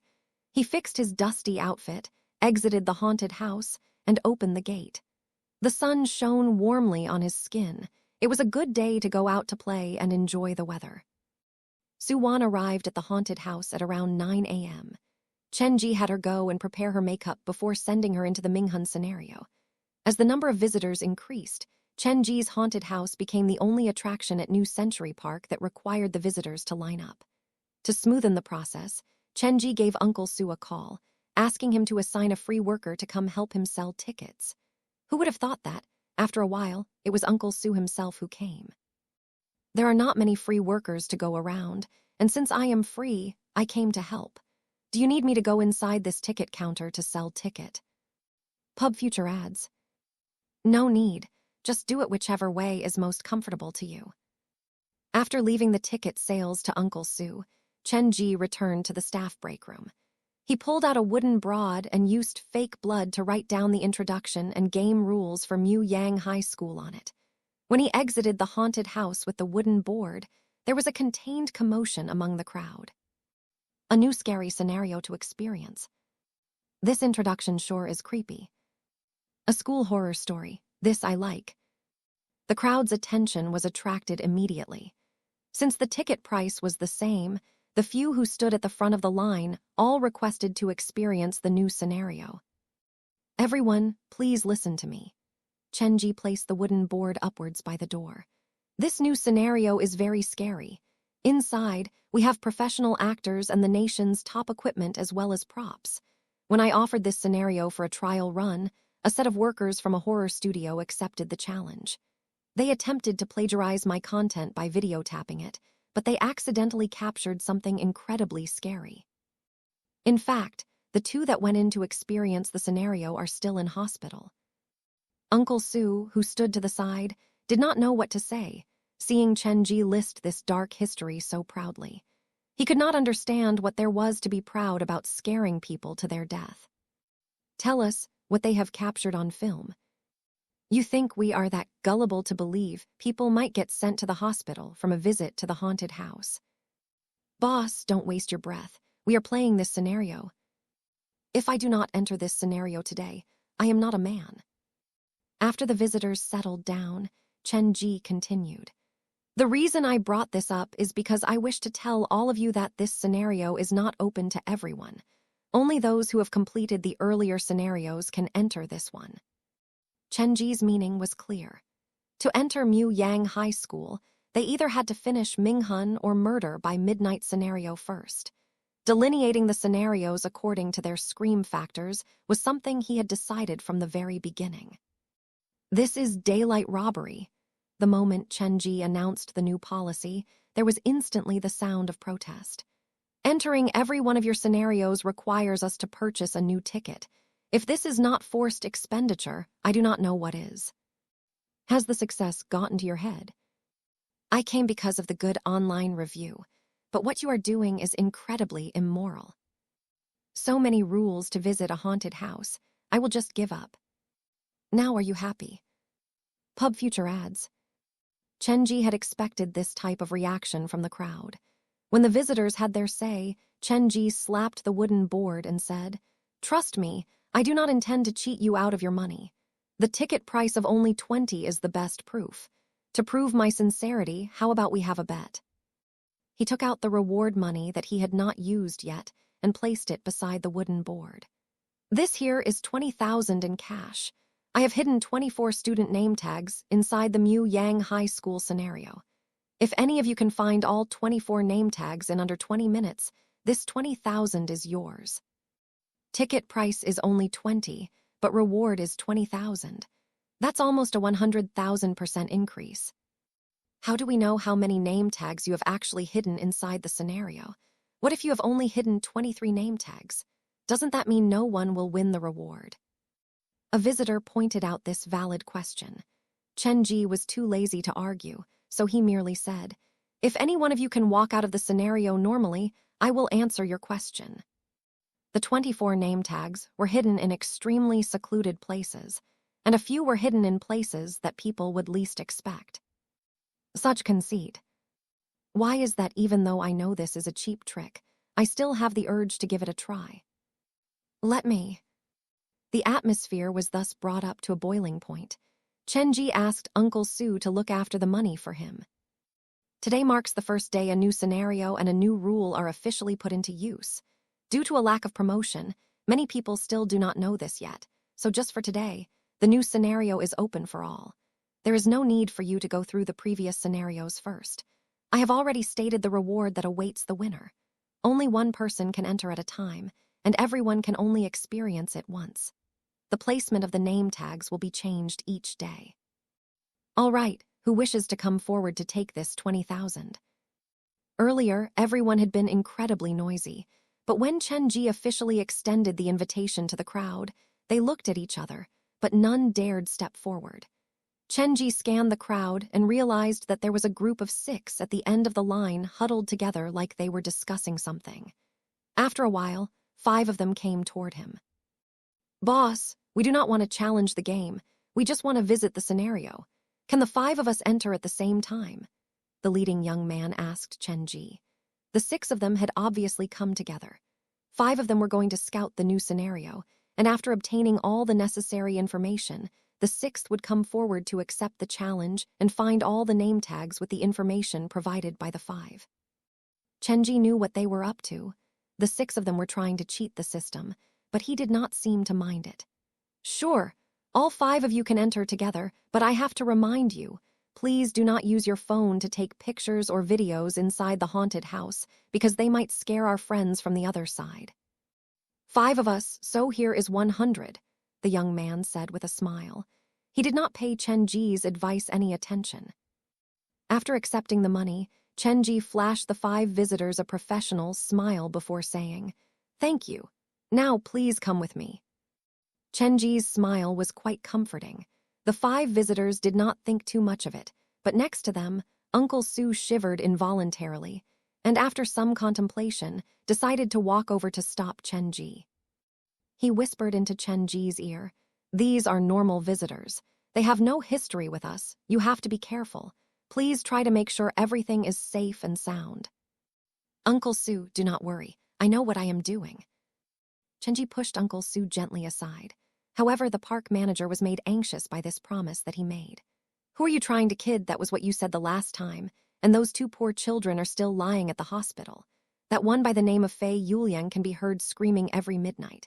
He does not stop asking who his wife will be, and almost everyone at the hospital knows about him." Chapter 132. Uncle Su has a point. Uncle Su was worried about Chen Ge.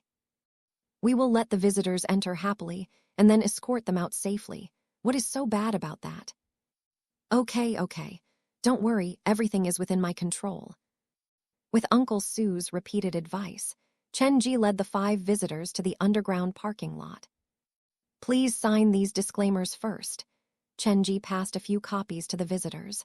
"All the notes and warnings are written there. Feel free to browse through them." "This is quite official." The leading young man signed the agreement without even reading it. His name was Wang Heilong. He was about 1.85 meters tall and roughly the same age as Chen Ge. "Boss, will you renege on the promise of the reward money? If someone really manages to find all 24 name tags, will you give him the money?"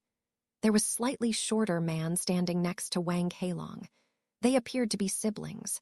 His name was Wang Wenlong, but their personalities seemed to differ. "Of course, where would I be today without honoring my promises?" Chen Ge replied with a professional smile. 20,000, one person, 24 name tags. Since we have 5 people, if we manage to find all the name tags, can you give us 4,000 each? The person who spoke was Wang Heilong's girlfriend. She wore a thin shirt and hot pants. The buttons of her shirt were not tight, and there was a fluttering butterfly tattooed on her collarbone. The girl's name was Du Minglu, a pretty girl but horrible handwriting. "Why not? The aim is to have fun. If you can manage to find all the name tags in 20 minutes, you'll each get not a penny less than 4,000. Chen Ge continued to smile. Wang Heilong dropped the pen and promised, "Nice. I'll definitely call my brothers to come support you next time. Then I shall thank you in advance." Such a kind visitor. Chen Ge was touched. "After signing the agreement, please come with me. A word of advice, don't stay too long in the sealed classroom." The group walked to the end of the corridor, and Chen Ge pulled the boards away. "There are many rumors about the abandoned school. Whether you believe them or not, be careful. Remember, no cameras when you're inside. You'll be responsible for the consequences." "It's underground." The 5 looked at the dim tunnel, which felt like someone was walking on it. F***CK, what was that?" The fatty who had not spoken suddenly screamed as he staggered back. He had a beer belly and beady eyes. He did not seem to be that courageous. "Pei Hu, you're scared before we've even gone in." Wang Heilong grabbed Pei Hu's bouncy arm. "It's all fake. If you're that scared, hide behind Mei Li." "Stop whining. Are you going in or not?" This time, it was the other woman who spoke. She had a perpetual frown on her face and was short in stature. Even though she already tried her best, standing beside Minglu, she was like a green leaf accompanying the bright flower. Chen Ge glanced at her agreement. This girl's name was Zia Mei Li. "What's the hurry?" Wang Heilong winked at Chen Ge. "Boss, remember to start the countdown only after we're in the tunnel." "Sure." Chen Ge took out his phone to prepare. After the 5 visitors entered the tunnel, he closed the boards and put his phone away. Countdown, what was that? If they could walk out on their 2 legs, it was already good enough. Inside the dressing room, Chen Ge put on Dr. Skullcracker's outside and skin mask before going to the control room. He looked at the list of background music and decided against putting Black Friday on a loop. Uncle Sue is right. We're in the service industry. We should put our customer first. He moved the cursor to lower the volume and added Wedding Dress to the playlist. Listening to the same music again and again will bore the visitors. The boards above their heads were sealed. The 5 visitors stood in the dim corridor, looking at the half-opened classroom doors as shuffling noises drifted into their ears. Pub Future ads. "This place is huge." Pei Hu nudged backwards to stand beside Mei Li. "Isn't that a given? How else was he going to hide so many name tags? The boss isn't dumb." The slenderest man among them, Wang Wenlong, took the first step. "Let's get moving. 5 of us should be able to find all 24 name tags. After we win the 4,000, we shall go for hot pot and karaoke." "Since we're already here, let's finish this. My little brother is right." Wang Heilong took large strides. When he passed the first classroom door, he stopped. This sudden movement spooked the others. "Heilong, what have you seen?" Du Minglu whispered. "Look at yourselves. What is there to be afraid of?" He kicked the classroom door open, and the name tag that sat on the doorframe fell to the ground. "This is easy."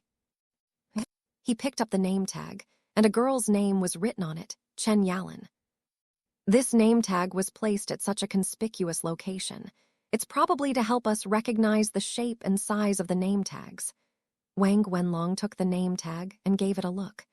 Every name tag should have a student's name then. The edges are yellowed. This looks old and wouldn't be easy to replicate. "What has that got to do with us?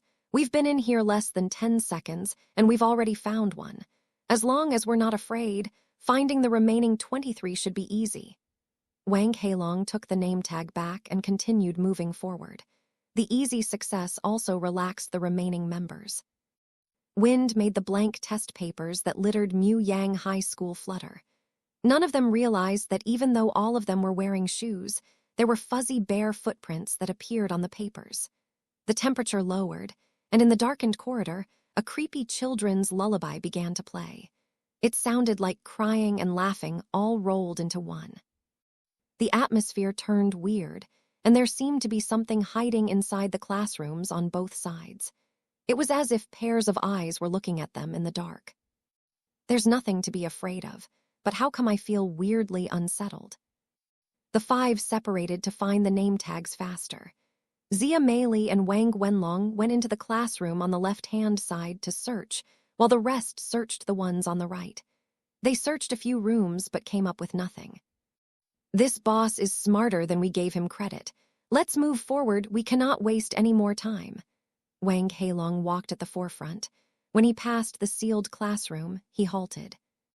What's wrong, Brother Long? Did you discover another name tag?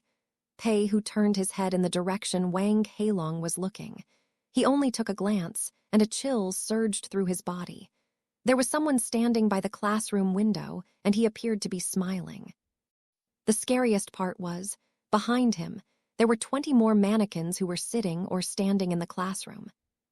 Their bodies did not move, but their necks were twisted in weird angles, and all of them were turning to smile at the visitors outside the window. Chapter 133. Nightmare difficulty, the blanched Pei who staggered back a few steps before he stabilized himself. Are you all right? What happened? Wang Wenlong and Zia Meili behind them rushed over immediately. Don't mind him, it's nothing. Wang Heilong's legs were shaking, and his face was slightly twitching, but he forced himself to appear calm. It's just a bunch of mannequins. Even though they were mentally prepared, the other three still got quite a shock when they looked into the classroom. The sudden appearance of 20 or so mannequins was scary enough, but to have them all looking in the same direction, with some of their necks twisted 180 degrees, who would be able to prepare for a sight like that? I was wondering why the previous classrooms weren't scary. It was to prepare for this surprise.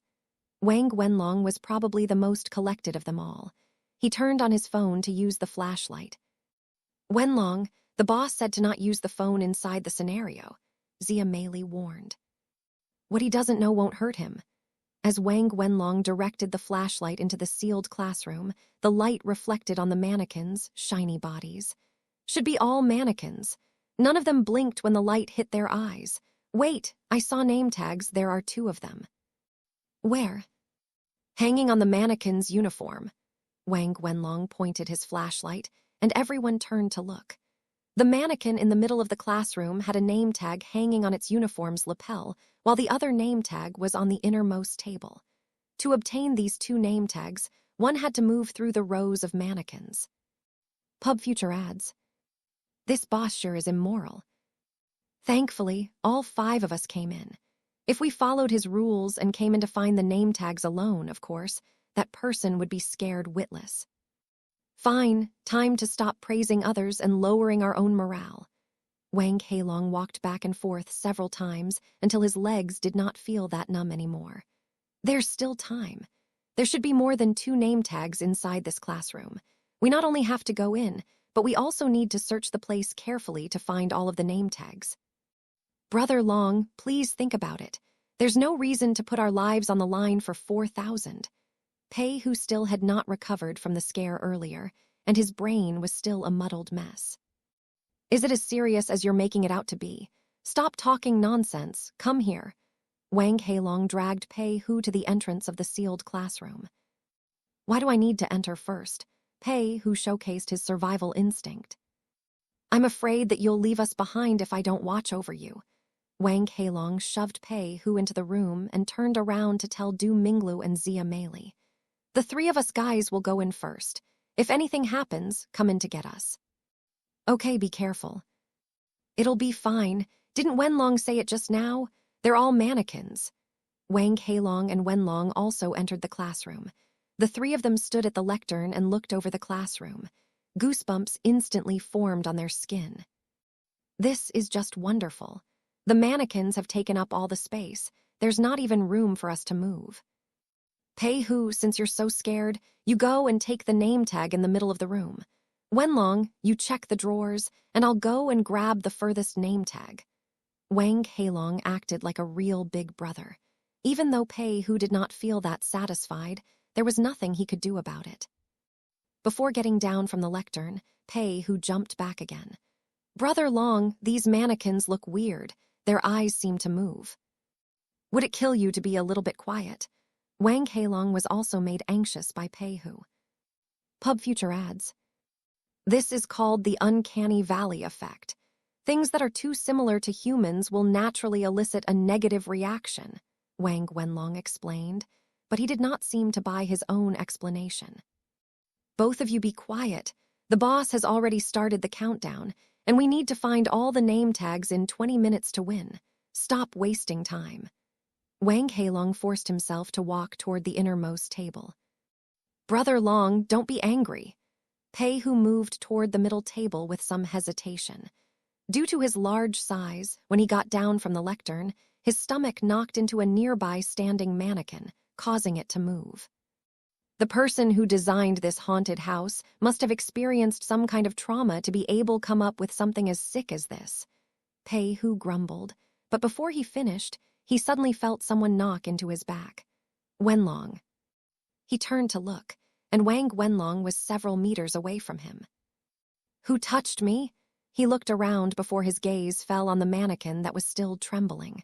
The mannequin was very lifelike. If one did not take a closer look, one would be prone to believe it was a real person. This mannequin touched me. Pei-hu shivered. He did not dare stay to find out and hurried to the centermost table. It was a girl who sat at the table. Her uniform was different from the others and was drenched in blood like something horrible had happened to her at the last moment of her life.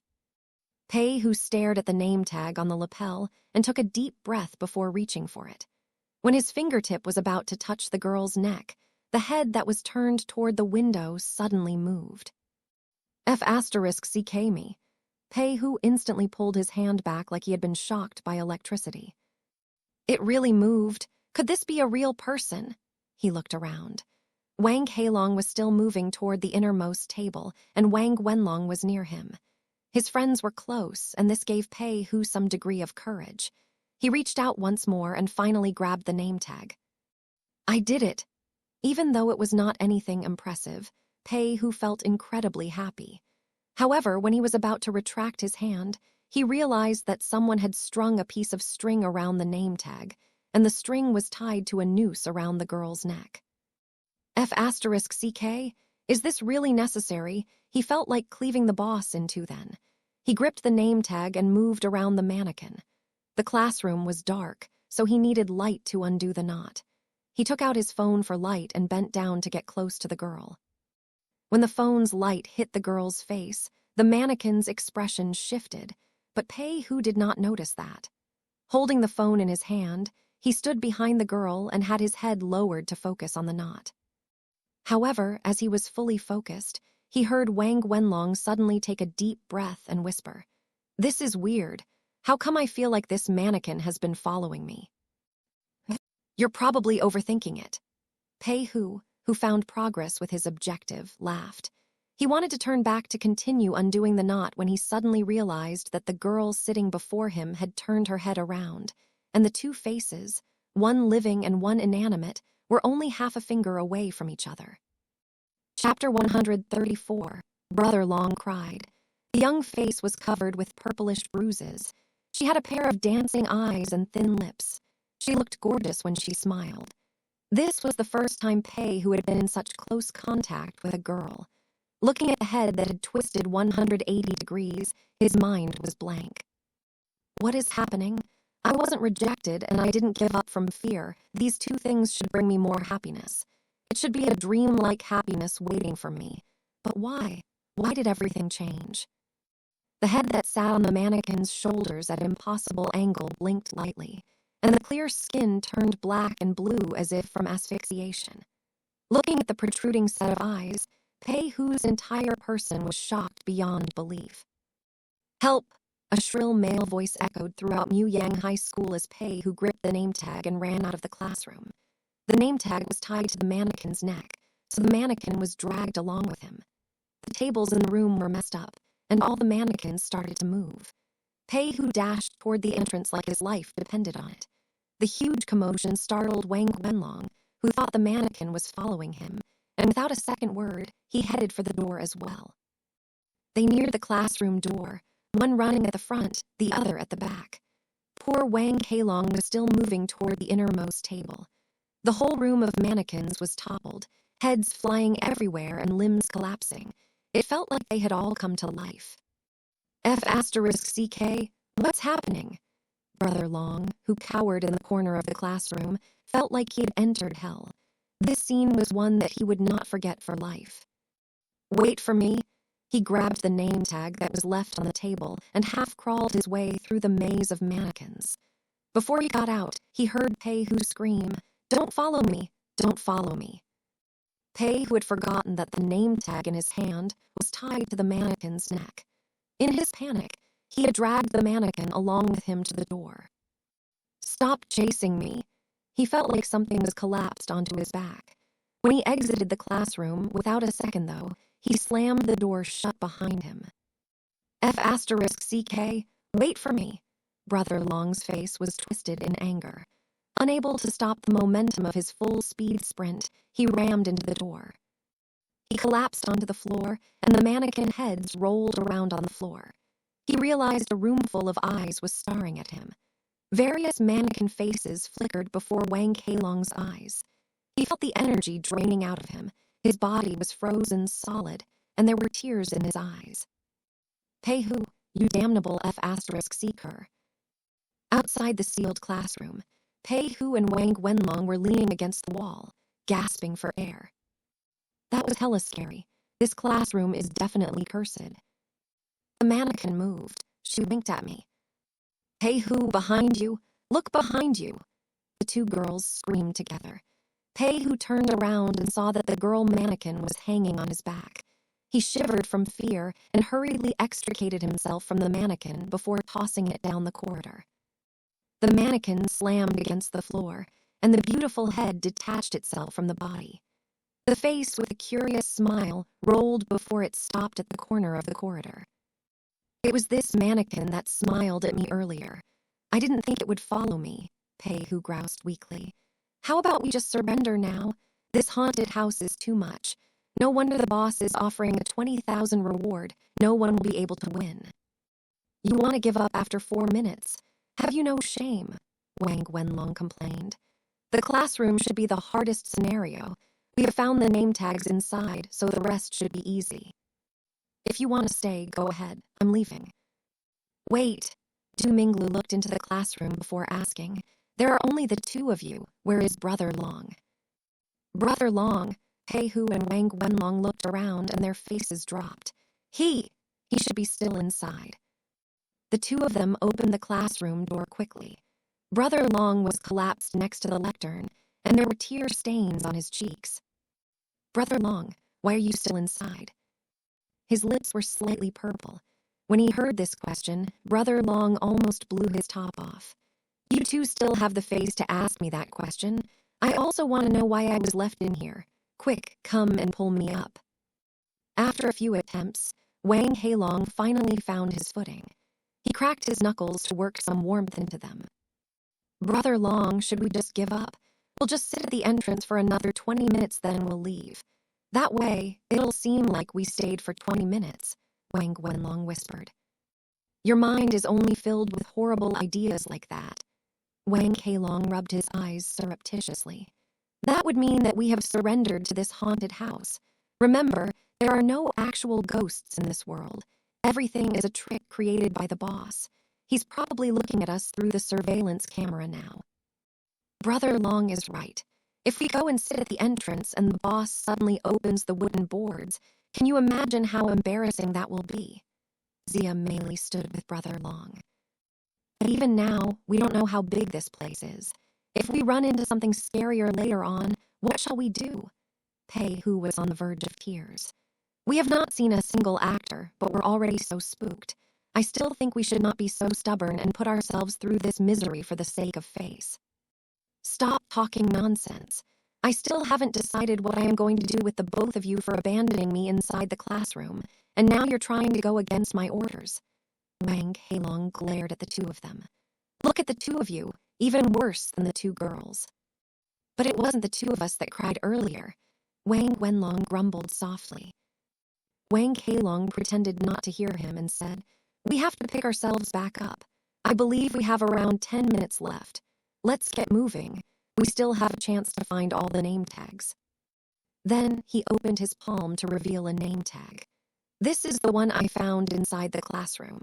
Combined with the one Pei who found and the first one, we already have 3 name tags. Make it 4. I found this inside one of the drawers. Wang Wenlong showed his discovery. Good, even though the process was tumultuous, the result was good. Wang Heilong put all the name tags into this pocket. Actually, if you think about it, there is nothing scary about a bunch of surprisingly lifelike mannequins. The key is we must not scare ourselves, especially you, Pei Hu. Man up a bit. But I really did see the mannequin wink. Her face also changed like she was dying from asphyxiation. Pei Hu grumbled with dissatisfaction. That's enough out of you. If you're that scared, go stand behind Meili and keep your mouth shut. Wang Heilong waved impatiently as he walked deeper into Muyang High School. But it's true. Pei Hu trailed behind the group as they proceeded forward. None of them realized that the mannequin that had been left in the corridor was slowly crawling toward the detached head. Chapter 135. Bottom of the well. When Chen Ge heard the scream coming out from Muyang High School, he opened the boards and rushed into it. It was first day that Muyang High School had been open to the public, and Chen Ge was afraid that mannequins might take it too far. Chen Yalin's name tag by the entrance has been taken already. Weren't these people afraid it might be a trap? Hopefully, that name tag won't pressure the pen's spirit to do anything dumb. Chen Ge walked down the corridor until he reached the sealed classroom. The mannequin on the floor was hugging its head. It seemed like it was trying to reattach the head, but it could not find the proper location. Why is this mannequin outside? Chen Ge looked into the classroom. The tables were a mess, and several mannequins were missing their heads.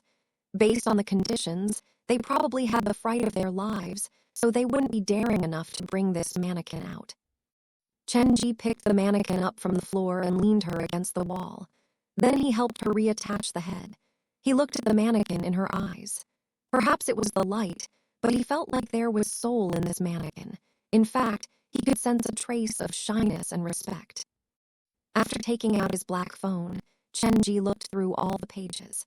There was no option related to controlling the mannequin's lingering spirit, so he told the mannequin, You can leave the classroom, but you cannot leave the Muyang High School scenario, understood? The mannequin did not respond, but Chen Ge did not care whether she got it or not.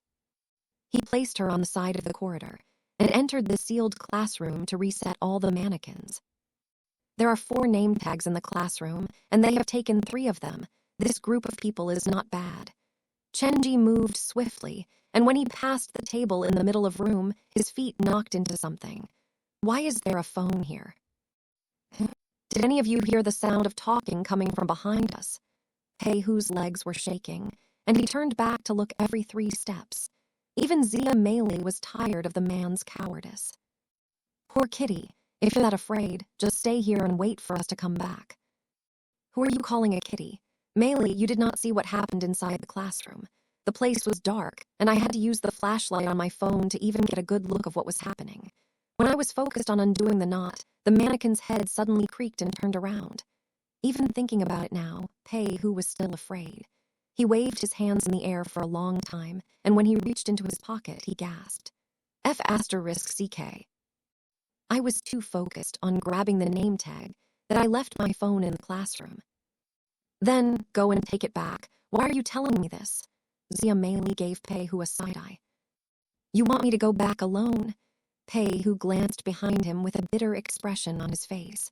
The darkened corridor was like the open maw of a monster. So be it. I'll ask the haunted house worker to get it for me after we're out. He ran after the rest of the group. and the five stopped at the first junction. Just how big is this place? The path splits, and we can't even see the end of the corridors. Pei Hu squeezed beside Wang Heilong. Brother Long, there's still time for us to turn around. Get away from me. Wang Heilong was getting nervous too, but he did not dare show it before Du Minglu. About a third of the time has passed, and we still have 20 name tags to find. Moving in a group of 5 slows us down greatly. How about this? Wenlong and Pei Hu, you go down the left path, and I'll take Minglu and Mei Li down the right. What do you think? We have no issue with that, the 2 girls said. Same with me, Wang Wenlong said with confidence. This time, even though we failed the challenge, we would have explored the entire scenario. It'll be good information for our brother. Then it's decided. The 2 of you'd better stick close to me. Wang Heilong led the 2 girls down the corridor that led to the girls' dormitory. F***CK. No one even asked for my opinion. Come on, Pei Hu, you're with me. Wang Wenlong departed, and even though Pei Hu did not want to follow, it would be worse if he was left behind all alone. There doesn't seem to be anything scary here. Wang Wenlong and Pei Hu reached the end of the path. The 2 looked at each other and saw the surprise reflected in each other's eyes. The corridor split in 2 again. At the narrow end of one path was an old well, and the other led to a room with the number 303 hung on the door. Let's go together. Pei Hu grabbed Wang Wenlong's arm tightly. Okay. Wang Wenlong looked into the distance. Why do you think there's a well at the end of the road? An actor playing a ghost probably hides in there. Most likely. The haunted house's boss likes to hide the name tags in scary places, so I believe there has to be at least one inside the well. Wang Wenlong was certain. Come on, let's go take a look. The 2 of them walked to the well and peered in. The well was about 2 meters deep. Wang Wenlong took out his phone to shine the light into the well. As he expected, 2 name tags sat at the bottom of the well. This is too easy. Pei Hu took a step back. Jumping into the well to take the name tags was definitely not something he would do. Be careful. We didn't come across any scares along the way, so this well must have its own traps and secrets. Wang Wenlong leaned against the well and shone the flashlight at every corner, but he did not find anything weird looking. It really did look like a normal, old well. Have I overestimated the boss? Wang Wenlong let his guard down. After all, there were so many name tags. To set a trap for each of them would be too difficult. He passed the phone to Pei Hu. You stay above the well and hold the light for me. I'll go into the well to collect the name tags. Okay, Pei Hu sighed in relief.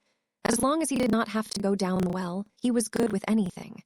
After all, with his size, it would be difficult for him to even get down the well. Wang Wenlong's frame was small but fit.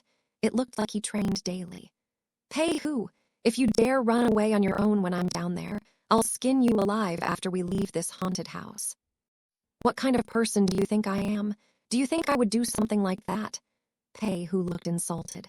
You guys keep underestimating me. I'll prove myself and you'll see. Before he finished, Wang Wenlong jumped into the well. The dark well looked deeper from the inside. This observation was the most obvious to Wang Wenlong. Is it me, or had this well gotten deeper? He had a soft landing because the bottom of the well was covered with sand. Looks like I was right. The haunted house's boss planned for people to jump inside the well, or else he wouldn't have placed the layer of soft sand to soften the impact. He examined the well wall. Some places were slippery, while other spots had claw marks like someone had been buried alive and left the marks behind as they tried to claw their way out. This is quite creepy. Wang Wenlong looked above him, and suddenly it felt like the mouth of well had moved further away from him. Chapter 136. What happened to our friendship? Something's wrong. Standing inside the well, a weird feeling came over Wang Wenlong. It felt like he had sunk into the deep ocean and his body was slowly submerging. His chest felt congested. He did not dare dawdle. He bent down to pick up the name tags. When his fingers brushed the bottom of the well as he picked up the name tags, Wang Wenlong discovered there was something underneath the sand. It was about the size of a thumb. Is this some kind of trap? Wang Wenlong was cautious. He did not touch the thing that protruded out of the sand, but moved the sand around the thing away. What is hiding underneath here? His fingers had made contact, and the touch was different from the slippery sensation of sand. It was something softer and colder. As the sand fell away, a human face surfaced, and the thing that had protruded earlier was the tip of Face's nose. F***CK? Wang Wenlong quickly pulled his hands back. He had looked around closely before he jumped in and did not find anything weird. The boss sure is immoral. He hid this underneath the sand. If he knew there was a body hiding underneath the sand, Wang Wenlong would not have jumped into the well, at least not alone. He panicked and tossed the 2 name tags out of the well, yelling, "Pei Hu, pull me up quickly. There is mannequin inside the well as well." Mannequin inside the well? Pei Hu shone the phone into the well, and the face within the sand looked up at him. He shivered and reached into the well. This is weird. When you jumped in, the well did not seem so deep. Wang Wenlong gripped Pei Hu's arms, and his feet climbed up the clawed wall. Just as he was trying to pull himself up, he felt something cold touch his ankle. His legs gave, and he fell back into the well. Wenlong, what's wrong? Something touched me earlier. Wang Wenlong looked at his ankle, but there was nothing there. Could it have been a lizard or tiny bug? No clue. Wang Wenlong looked around him and realized that even without his intervention, the sand around the body would slip away on its own. Soon, half of the mannequin's upper torso was revealed. It felt like the mannequin was trying to sit up. It knows how to move on its own. This can't be an actor. It would have made some noise when I fell on it earlier if it was a real person. Wang Wenlong's mind started to get muddled. Pei Hu, quickly pull me up. Outside the well, Pei Hu heard his voice and quickly reached down. Grab onto my hand. This time, Pei Hu acted courageously. With one hand on the flashlight, he extended his other arm into the well. The thick arm looked weirdly comforting. Okay. His teammate's voice made Wang Wenlong feel much better. He grabbed Pei Hu's hand and started his climb out of the well. He leaned against the wall and tried to jump out in one go. When his body had almost reached the mouth of the well, his legs that were in the air were gripped tightly by something. F***CK me? He was pulled back into the well. Wang Wenlong turned to look behind him with disbelief, and the scene that he saw caused chills to run all over his body. The face in the sand was looking at him with its eyes open. It was the mannequin who dragged me down. Wang Wenlong looked at the mannequin in the sand, and for some reason, he felt the eyes were following him. This is too much. His body leaning against the wall, Wang Wenlong looked above him. The light at the mouth of the well seemed to have moved further away from him. I can't stay here any longer, Pei Hu. Will you please be quiet? I feel like someone is coming our way. Pei Hu reached both of chubby hands into the well to hold Wang Wenlong. Let's give this another go. Pei Hu pulled with all his might, but some other accident seemed to have happened to Wang Wenlong. This time he was cautious. When he discovered the force on his ankle, he turned to look down. There was nothing on his ankle, but under the spot that he had been standing on earlier, a female body had surfaced. There are 2 mannequins inside the well, meaning I've been standing on the woman's head. A chilling feeling surged through his heart. Are there more mannequins inside the well? The person who designed the haunted house must be mad. Buried the mannequins inside the well and waited for people to jump into it. Gripping Pei Hu's hands, he wiggled his legs in the air, trying to kick the force on his ankle away. Stop moving about. I cannot hold on any longer.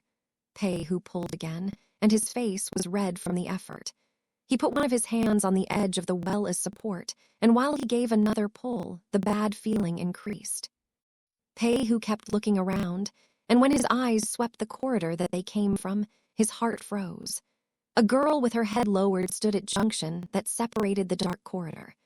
The uniform that was dark with blood amplified the fairness of her skin. That's the mannequin that I carried out of the classroom.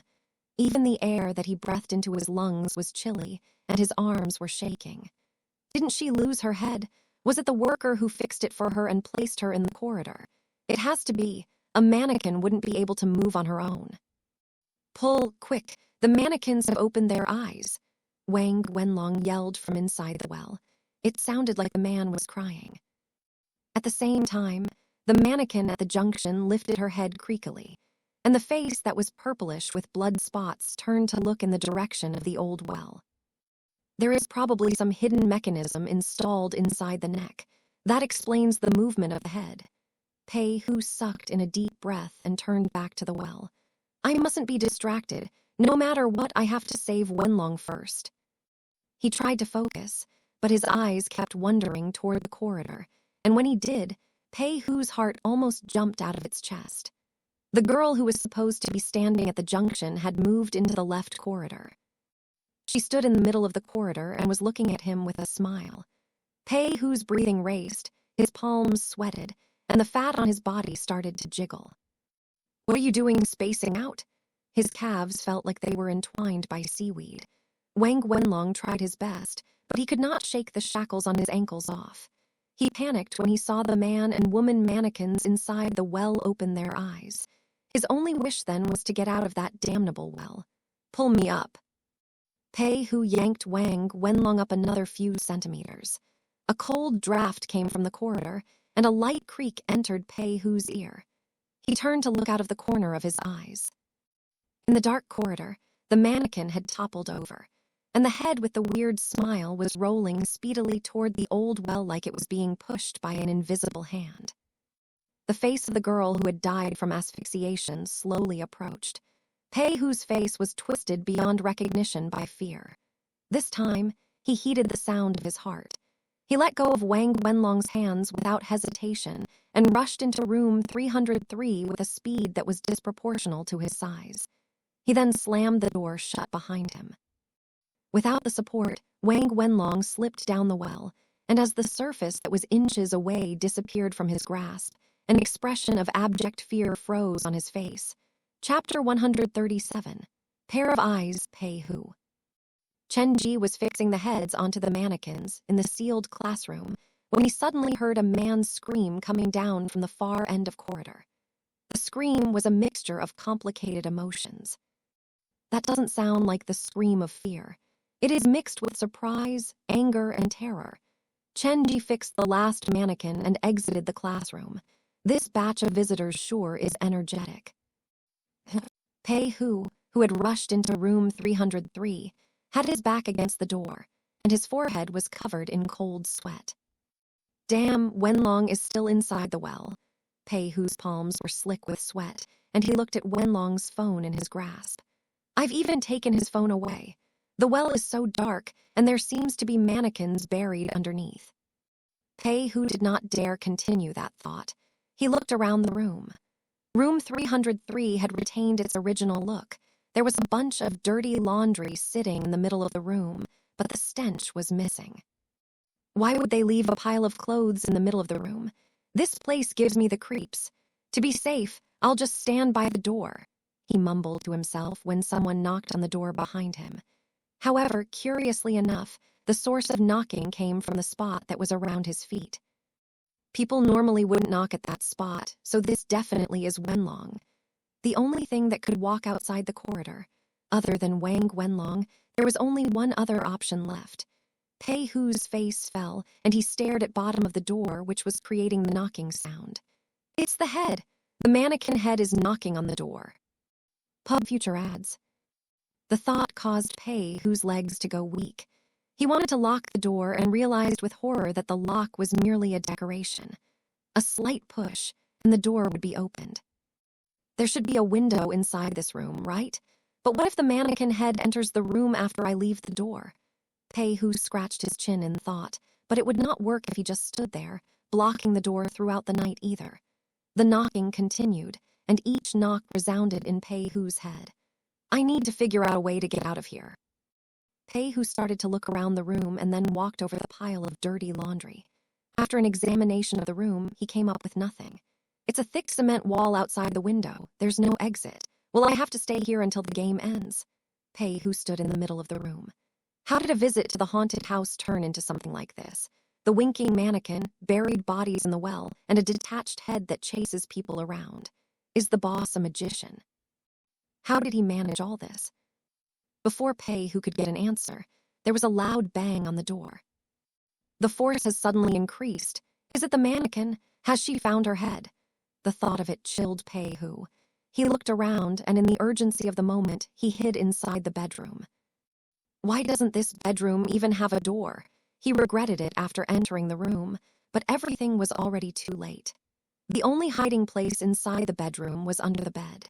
He shone the phone underneath the bed, and after seeing that there was not anything weird, he crawled into it. Please just leave me be. He snuck under the bed, pocketed the phone, and focused his pair of eyes at the room door. The darkened room was very quiet, and the smallest sound was amplified. A few seconds later, the living room door was pushed open. After a tense silence, a very light sound reverberated through the living room. Sounds like something is rolling on the floor. The thought flashed through Pei Hu's mind, and 1 second later, his legs froze, and a chill traveled from the balls of his feet to the top of his head. I seem to have forgotten one thing. The rolling sound neared, and when Pei Hu turned his head toward the door, a detached mannequin head that was smiling rolled to a stop at the bedroom door. 2 pairs of eyes looked at each other, and time seemed to stop.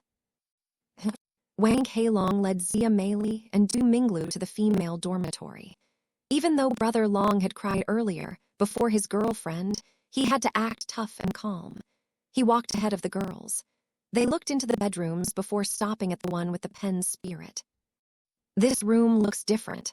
A few chairs were placed in the middle of the room, and there was a piece of white paper that had something written on it. Brother Long picked up the piece of paper and read it out loud. The pen spirit knows the location of 3 name tags. Pub Future ads. No wonder this feels so familiar. It's the pen spirit game. Du Minglu wandered closer out of curiosity. I've seen this in the movies many times, but I didn't expect to run into one in real life. It's all fake, just a gimmick. Wang Heilong tossed the paper back onto the chair. But we mustn't miss out on 3 name tags. Do either of you know the rules? I do. Du Minglu sat on one of the chairs and had Wang Heilong sit beside her. Just follow my lead. Could you two be a bit more careful? Playing a game like this inside a haunted house might attract some unwanted spirit. Zia Meili stood at the door. Looking at the banter between Du Minglu and Wang Heilong, she was feeling rather uncomfortable. If a pen spirit really appears, that would be awesome. I want to ask whether I'll be Brother Long's future wife. Du Minglu grinned as she picked up the pen that was glued together with clear tape and held it in the middle. Ask away. Wang Heilong did not seem to mind. Ignoring the fact that Zia Meili was there, he grabbed Du Minglu's hand directly. Zia Meili pouted, and she turned to walk away. You two have fun, I'll go take a look around. Don't wander too far, Meili. She knows how to take care of herself. Now listen to me, Brother Long. There are several taboos to the pen spirit game. 1, you mustn't ask about death. 2, you cannot stop the game abruptly. When Zia Meili exited the room, even the air felt fresher. That room stinks of sour sweetness. I hope the pen spirit teaches them a lesson. She walked to the end of the corridor, and the place became even creepier. Zia Meili was about to turn back when she heard Wang Wenlong's scream coming from the other end of the corridor. What happened? Based on the scream, Wenlong doesn't sound scared but more like he's angry. Zia Meili retraced her steps, but this time, she entered the other corridor. Where are they? There's another split in the road. Which way should I go? Zia Meili stopped at the junction between the old well and the few rooms from Hai Ming apartments. She hesitated. Pei Hu has lost his phone, so I should call Wenlong to ask for an explanation. The phone's ringtone came out from one of Hai Ming apartments' rooms, but no one answered it. They're inside one of these rooms. The ringtone sounded weirdly creepy in the haunted house. Zia Meili ended the call and walked toward the 3 doors. Chapter 138. It's hiding here, Wenlong. Pei Hu. Zia Meili called out twice at the door, but there was not even an echo inside the haunted house. It felt like the sound was swallowed by some monster hiding in the dark. What happened to the 2 of them? She did not want to return to the lovey-dovey Wang Heilong and Du Minglu, but she wanted to explore the place alone even less. Don't tell me something happened to them. But that scream from Wenlong does not sound like he was in danger. Zia Meili stood at the doors for some time, before finally pushing the door closest to her open. 304? Why is there a number on the door? What is the meaning? Zia Meili peered inside. It was different from she expected. The room was very clean. Why do I feel so worried even though the place is so clean? She stood at the door and called her friends' names twice. The more she called, the more worried she became. Where could these two large men have wandered off to? She took out her phone to shine some light around, but the light only made her surroundings look darker, and there appeared to be something moving in the corridor behind her. It's too dangerous standing outside. I'd better go in first. Zia Meili entered room 304 and closed the door behind her. This room looks very normal, like a typical rental room, but the more normal it seems, the higher the chance there's something scary. The haunted house's boss would not build a set like this just for decoration. She was cautious and braver than most girls. With her body against the wall, she looked around the room before taking the first small step. Zia Meili finished examining the room after a few minutes and found nothing weird. There's nothing scary in the living room, so the danger is probably in the other two rooms. Wenlong and Pei, who probably let their guard down and fell for the trap that was placed in the other rooms. Zia Meili gripped the phone tightly as she moved to the bedroom. Pub Future ads. The bedroom does not have a door, so there will not be an actor hiding behind it. However, there are still blind spots behind the door frame. I need to be careful. She moved slowly, but her heart beat ever faster. When she reached the bedroom room, Zia Meili activated the video recorder on her phone and reached the phone into the room and turned it around. After taking a full video, she examined it on the phone. The video was dark, but it was enough to confirm that there was no one hiding in the bedroom. There's no one in the bedroom. I almost forgot. I haven't checked the area under the bed. She retreated back to the living room, selected a specific angle, squatted down, and aimed the flashlight on her phone at the space underneath the bed. There's really nothing. Looks like I've watched a few too many scary movies. Zia Meili relaxed slightly. If I was the designer, of course, I would not waste this precious spot that is under the bed. I would put some trap on it to make a mannequin jump out when someone sits on the bed. Then Zia Meili wandered into the bedroom. There really were no traps or tricks. There was, however, a light scent of detergent. Even the tablecloth has the scent of detergent to it. Looks like the tenant has a strong obsession with cleanliness. After exiting the bedroom, Zia Meili turned to look at the last available room. The toilet is also a prime location, but this toilet is small and has no cubicle. There's not even a place for a person to hide. Zia Meili treated the visit to the haunted house as some sort of survival game. She was very careful and took deliberate steps. This type of visitor was horrid for haunted house proprietors because they would come up with all kinds of solutions to undo the traps set up by the haunted house. When the traps were exposed beforehand, the scary effect would greatly dwindle. The layout of Hai Ming apartments' toilets was interesting to say the least. The mirror was facing the toilet door, so whether the resident was passing the toilet or entering it, their attention would be pulled to the mirror. It was the same for Zia Meili. Looking at her reflection in the mirror, she felt uneasy. Is this the environment or a trick of the eyes? How come I feel like the person inside the mirror is not me? She stood at the door and shone her phone on the mirror. It reflects light, so it is an actual mirror, not an actor standing behind it to scare people. She held the wall as she entered the toilet. The space inside was small, and soon she found herself standing before the mirror. Either there is no trap to this room, or the people hiding inside this place left after they scared Wenlong and Pei Hu. Zia Meili reached out to touch the mirror, and her tensed feelings relaxed. It's just a fake scare. This is all Pei Hu's fault. I've been infected by his cowardice. She looked at herself in the mirror, and upon closer inspection, it looked much more normal. This is just a regular haunted house. We have been scaring ourselves for naught. Since Wenlong and Pei Hu aren't in this room, they should be in one of the other two rooms. Zia Meili tried calling Wang Wenlong again. The sound seems to be coming from next door. She leaned to her side to listen, and right then, A drop of water fell from the ceiling and landed on the edge of the sink. Zia Meili's focus was fully zeroed in on determining the source of the ringtone, so she did not wonder why water was leaking from the ceiling. It's definitely coming from next door, room 303. Another droplet of water fell from the ceiling. This time, it fell on the tip of Zia Meili's shoes. Before she could react, the third drop fell on her nose, and it slid down her face. Finally, Zia Meili noticed it. This haunted house is leaking. She frowned and turned her head up. In the partition above her head lay a woman who was completely drenched. Her face that was twisted from pain looked at Zia Meili quietly. A head of black hair fell down her face, and it would soon reach Zia Meili's eyes. No wonder I could not find anything. It was hiding up there. Something more viscous than water fell on Zia Meili's face. She wiped at it and realized it was as red as blood. Her body weakened, and Zia Meili collapsed to the floor with a thud. Chen Ge exited the sealed classroom. Where's the mannequin that I left out here? The girl mannequin had disappeared, and Chen Ge rushed toward the entrance. He remembered the warning on the black phone. Once the spirits left the haunted house, they might go berserk. Chen Ge examined the wooden boards at the entrance, and they were unmoved. He sighed in relief. It's almost time to get them out already. He did not even grab the iron mallet and entered the scenario with just a bloodied shirt.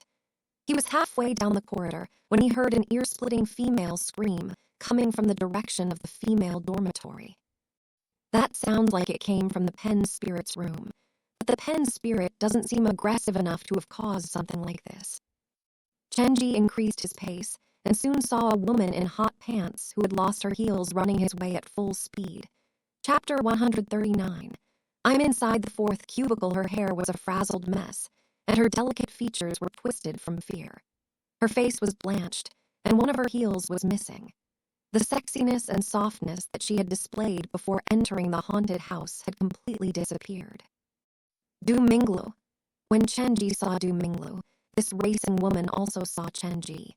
However, unlike Chen Ge's calm attitude, she started to scream shrilly like she had seen a ghost and turned back to run away. Standing where he was, Chen Ge touched his own face. Is it because of the mask? The 2 consecutive scares had exploded the latent potential within Du Minglu. Her slender legs carried her away like the wind, and she disappeared from Chen Ge's view in the blink of an eye. What has gotten into her? Chen Ge pulled off the mask and walked deeper into the scenario. But why is she alone? Were the others separated? When he reached the first junction, Chen Ge still had not found Du Minglu. So be it. I'll go to the pen spirit's room first, or else I'll have another vomit case on my hands. He was about to move when the phone in his pocket rang, and the ringtone traveled far down the corridor. Inside the fourth cubicle of the bathroom, Du Minglu had given up on maintaining her image. She was lying on the floor, her eyes looking out through the bottom opening of the door. He didn't chase after me. Good. Her chest rose and fell unevenly. Du Minglu leaned against the wall, and there were still tears in her eyes. The images from the pen spirit game appeared in her mind. The game had begun smoothly, but when she asked who would be Wang Keilong's future wife, a scene like it had come out of a nightmare appeared. What was with that hanging girl? That couldn't have been an actual person, but it did not look like 3D imaging either. The more she thought about it, the more afraid she became. She hid alone in the cramped toilet cubicle, and fear gripped at her heart like a pair of invisible hands. I have to contact the others. We'll need to group up to save Brother Long. Rubbing tears dry, Du Minglu called Wang Wenlong's number. It rang for a long time, but there was no answer. What happened? Did something happen to him and Pei Hu as well? After hanging up, Du Minglu called Zia Meili. There was still no answer, and this made Du Minglu feel even more helpless. She retreated deeper into the corner. Have they all fallen victim to the haunted house? But there are 5 of us. With shaking fingers, Du Minglu did not give up, and with a last bit of hope, she called Pei Hu. Pick up, fatty. Didn't you say you like me? Why are you leaving me to die on my own? Due to extreme anxiety, green veins bulged on Du Minglu's snow-white skin, and she looked quite harrowing at that moment. 3 seconds passed, and Du Minglu's heart sank. What happened to all of you? 5 seconds passed, and she gripped her fists tightly as if holding the last bit of hope in her palms. 10 seconds passed, and Du Minglu felt like crying. However, at the 13th second, the phone was suddenly answered. F***CK? Fatty, why did you wait for so long before answering my call? Du Minglu was on the verge of tears. Like a drowning victim finding an emergency raft, she had seen that bit of hope just as despair was about to swallow her whole. Why aren't you talking? Brother long fainted from the scare, and I'm currently hiding in the 4th cubicle in the bathroom. Quickly come save me. After thinking a moment, Du Minglu warned, I saw a bloody monster wandering the corridors earlier, so you have to be careful when you come here. In her urgency, she blurted out everything. However, she waited for a long time, and there was still no response. Pei-hu, are you there? Du Minglu gripped the phone with both her hands and placed it beside her ear. You are scaring me. If you can hear me, please say something. After several seconds, there was finally a response from the other end, but it was not Pei-hu's voice. It was a completely unfamiliar, gravelly voice that said, Okay, I will find you now. The phone slid from her fingers. When she heard the voice, Du Minglu was stunned, and her heart skipped a beat. Who did I call? Who answered the phone? Who is coming? She looked at the phone on the floor, but she did not dare touch it, treating it like it was some kind of cursed object. I'd better leave before he arrives. Du Minglu burst through the door and rushed out of the cubicle, abandoning her phone. As she staggered toward the bathroom room, Chen Ge entered the bathroom in the bloodied outfit. Du Minglu screamed and tripped onto the floor. She crawled back into the bathroom. Go away, go away. Don't be afraid, I'm just... Before Chen Ge could say anything, Du Minglu had climbed up from the floor, rushed into the nearest cubicle, and used her body to block the door. Chen Ge did not have the time to stop her, but when he saw that Du Minglu had entered the 5th cubicle, he immediately rushed toward her. Hey, that cubicle is off limits. Du Minglu, who was on the verge of mental breakdown, did not even have time to recover when she opened her eyes to see the pairs of eyes looking at her. The impactful sight caused goosebumps to rise all over her skin, and she lost the ability to talk. It wasn't like this earlier. Du Minglu fell backwards. Chen Ge quickly rushed forward to grab her by the shoulders and slammed the door of the 5th cubicle shut. Are you all right? Didn't I warn you not to use cell phone inside the haunted house? Chen Ge slid the phone on the floor into Du Minglu's pocket, but Du Minglu used her last bit of strength to toss the phone out. Take it away from me. I'll never use that phone again. Don't be crazy. Go rest by the door. I'll go find your friends. Chen Ge dragged Du Minglu to the bathroom entrance. By the way, you people sure are courageous to split up and wander off on your own. After consoling Du Minglu, Chen Ge ran to the female dormitory. Wang Heilong was collapsed on the chair with tears in his eyes. He looked like he was going to faint at any given moment. The main power of the pen spirit is fortune-telling. She's weak when it comes to other aspects, so it looks like this big bloke is another paper tiger. Chen Ge picked up the ball pen, and when he saw that the pen wasn't injured, he placed the pen back and dragged Wang Heilong away. This is exactly the shock I want to see on the first day. The new scenario is open for visitation. Chen Ge reunited Wang Heilong and Du Minglu. Then, Chen Ge entered the other corridor and looked in every room. After rescuing the unconscious Zia Meili from the toilet of room 304, Chen Ge pushed the female mannequin back into the ceiling partition. Then, Chen Ge dragged Pei-hu out from underneath the bed in room 303. To his surprise, this cowardly fatty had the best mental state of the group of them. When Chen Ge arrived, he was in the middle of a starring contest with the mannequin head by the door. According to the man, before Chen Ge arrived, he had been exchanging gazes with the head for about 10 minutes already. With Pei-hu leading the way, Chen Ge arrived at the last scary stop. He stood beside Pei-hu at the edge of the well and peered into it. Chapter 140. The different levels of scary scenarios. Wang Wenlong sat in the old well with his fists punching the air before him. It looked like he was in the middle of a boxing match.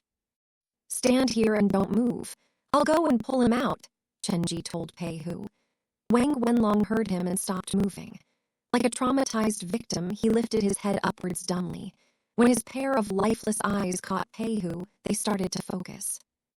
His body shaking with anger, Wang Wenlong seemed to escape from the thing that had taken hold of him earlier, and he yelled at Pei Hu, "You F*** seeker. You dare come back to face me." "Listen to me. It was a dangerous situation. If I didn't run, we both would have been in danger." "You lie."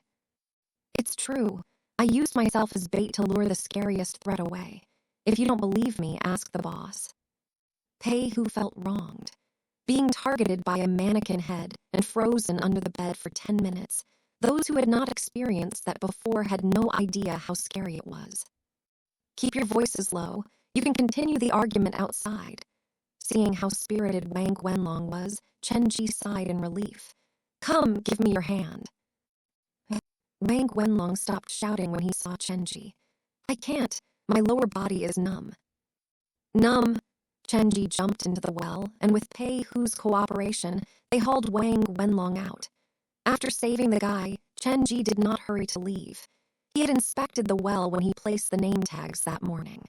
Other than the two mannequins, there was nothing particularly scary about. Pub future ads. Outside the well, Wang Wenlong and Pei Hu had started the argument anew. Chen Ge squatted down to examine the mannequins' faces. The male mannequin's eyes were open, which was different from that morning. The mannequins buried inside the well should represent Fan Yu's parents. If they are baleful specters, it would not be so easy to deal with. Thankfully, they are just lingering spirits. Chen Ge was reminded of what had happened to Fei Yuliang. His body had been taken over by the pen spirit, who wanted to escape, but he had been stopped by the 20 or so spirits in the sealed classroom. The spirits had entered his body and controlled him to walk to the deep well. They had seemed prepared to punish the pen spirit, but stopped at the last moment. The mistake lay with the pen spirit. The other spirits dragged her to the well to punish her. Did they plan to throw her inside the well? Chen Ge looked at Fan Yu's parents, who were buried in the sand, and his suspicion was confirmed. The old well seemed to be some sort of prison for evil lingering spirits. Now that I think about it, the lingering spirits in the sealed classroom have quite a strong sense of justice. All the spirits had been orphans when they were alive. They had been adopted by the old headmaster, and they treated Mu Yang High School as their home. Now that Chen Ge's black phone had reconstructed Mu Yang High School inside the haunted house, these lingering spirits probably just wanted to have a stable and peaceful life here. "As long as you do not do anything out of line, my haunted house will be your new home." Chen Ge looked at the mannequins buried in the sand and jumped out of the well. When he turned back to look inside the well, the eyes of the two mannequins were closed again. "Come, it's time to walk you out." Chen Ge helped Wang Wenlong get up from the floor. The fear in his eyes had not dissipated. The only reason he could appear so spirited earlier was because his anger at seeing Pei Hu had suppressed all the other emotions. After wasting a ton of energy, Chen Ge finally managed to drag these 5 people out of Mu Yang High School. When the curtains to the haunted house opened, the surrounding visitors all took a cold gasp. They had heard the incessant screaming coming from inside the haunted house, but they had never envisioned things being so bad. What have these people experienced? It was only half an hour. Uncle Sue, who was serious in his role as the ticket seller, felt everyone's eyes focusing behind him. He had a bad feeling, and when he turned around, his hair stood on end. Damn, what happened to them? Uncle Sue abandoned his post and ran over to help Wang Heilong and Zia Meili. Just a little scare, it's nothing serious. Chen Ge released his grasp on Wang Wenlong's arm. Can you walk on your own? When they heard Chen Ge, the visitors all took a step back. He could not even walk, and you say that's a little scare. Are you trying to lie to us? Wang Wenlong was embarrassed with the crowd watching him. He waddled forward 2 steps like a baby learning how to walk. Wenlong Pei Hu, a large fella in a tank top pushed through the crowd. He had the tattoo of a wolf's head on his shoulder. He rushed over to support Wang Wenlong. "What happened to all of you? I heard your screams from outside." Chen Ge glanced at the man. He was the group's sixth member. According to their plan, now was the time for the man to challenge the haunted house alone. "Were we that loud?" Wang Wenlong prayed for a hole for him to hide in as he brushed the man's hands off him. Since Wang Wenlong did not seem like he wanted to explain, he turned to Chen Ge. "What have you done to my brother?" "Brother?" Chen Ge thought the man's tone was a bit weird, but he did not take it to heart. He took one step forward to face the crowd. "I told all of you before they entered that the scenarios are separated into levels. Only by passing the earlier scenarios will you be able to stomach the fear levels of the later scenarios, but they refused to listen to me and insisted on trying it. You can see the result of that for yourselves." Standing before the haunted house, Chen Ge ignored the muscular man, and his expression turned serious. "When I suggested to delineate the scenarios into levels, many suspected I was trying to cheat you out of your money, but that is really not the case. I simply want to protect my customers because the newly opened 2-star scenario is not suitable for everyone. Its scare factor is much higher than other haunted houses available on the market." Chen Ge gripped the gate of the haunted house. Western Jiujiang's haunted house has been in operation for several years already, and from the beginning until now, our rating has never dipped under 90%, and that is because we put our customers first. As long as you are willing to try, we will give you the scariest time you'll experience in your life. But have you considered this? Everyone's fear threshold is different. We strive for the ultimate scare, but for those who haven't visited a haunted house before, certain scenarios might be a bit too much. Thus, after much consideration, we decided to set the rules to split the scenarios into levels. The new rules had to be accepted by the visitors, and what Chen Ge was doing then was introducing the rules to the visitors and making them accept the rules. On one hand, he used reward money to make people want to challenge the hard scenario. On the other hand, he made use of Wang Heilong's group as a lesson to warn future visitors of the consequence from not following the rules. If you want to win the reward, then you have to follow the haunted house's rules. Start with the low-level scenarios before you challenge the scarier ones. Once this rule was put into place, all of the scenarios inside the haunted house would be put to good use. And most importantly, as long as he could unlock more scenarios with higher scream factors, the level of attraction it would have for a certain type of visitors would increase, and this would lay the foundation for the scary theme park. Chapter 141. Who speaks first? The live example of Wang Heilong's group lent credibility to Chen Ge's words. "This is the first time I've heard of a haunted house being delineated into levels. But the boss, explanation is indeed professional. I know it is for our own good, but I still wish to try the scariest scenario." The visitors talked among themselves before accepting the new rules. Chen Ge sighed in relief and led Wang Heilong's group to the spot where the medical students had once fainted. "How are you feeling? Shall we call the doctor?" "Thanks, but we're feeling much better." The one who spoke was Wang Heilong. His lips were purple and his face was white. His eyes were unfocused, and they were covered with a film of mist. "At least you're conscious enough to speak, so you're indeed all right." Chen Ge squatted down beside Wang Heilong. "Actually, you're lucky. The last person who tried this scenario is still in the hospital." Brother Long flashed a bitter smile. "Are you trying to console me?" "I'm just telling you the truth." Chen Ge took the name tags away from them and turned to tell Uncle Sue, "Let's go." Looking at this familiar scene, Uncle Sue was considering building a rest stop beside the haunted house. Making the visitors keep lying on the floor was not good for the park's image. He was quite angry initially. However, after listening to Chen Ge's explanation, he felt the young man had a point. With the separation of levels, the cases of fainting visitors would decrease. After examining Wang Heilong's condition personally and making sure they were all right, he followed Chen Ge. "Xiao Chen, did you plan this beforehand? Are you sure you want to separate the scenarios into levels? This will increase the haunted house's overall income, but have you considered it might lose some potential customers?" "This must happen." Chen Ge stood firm on his position.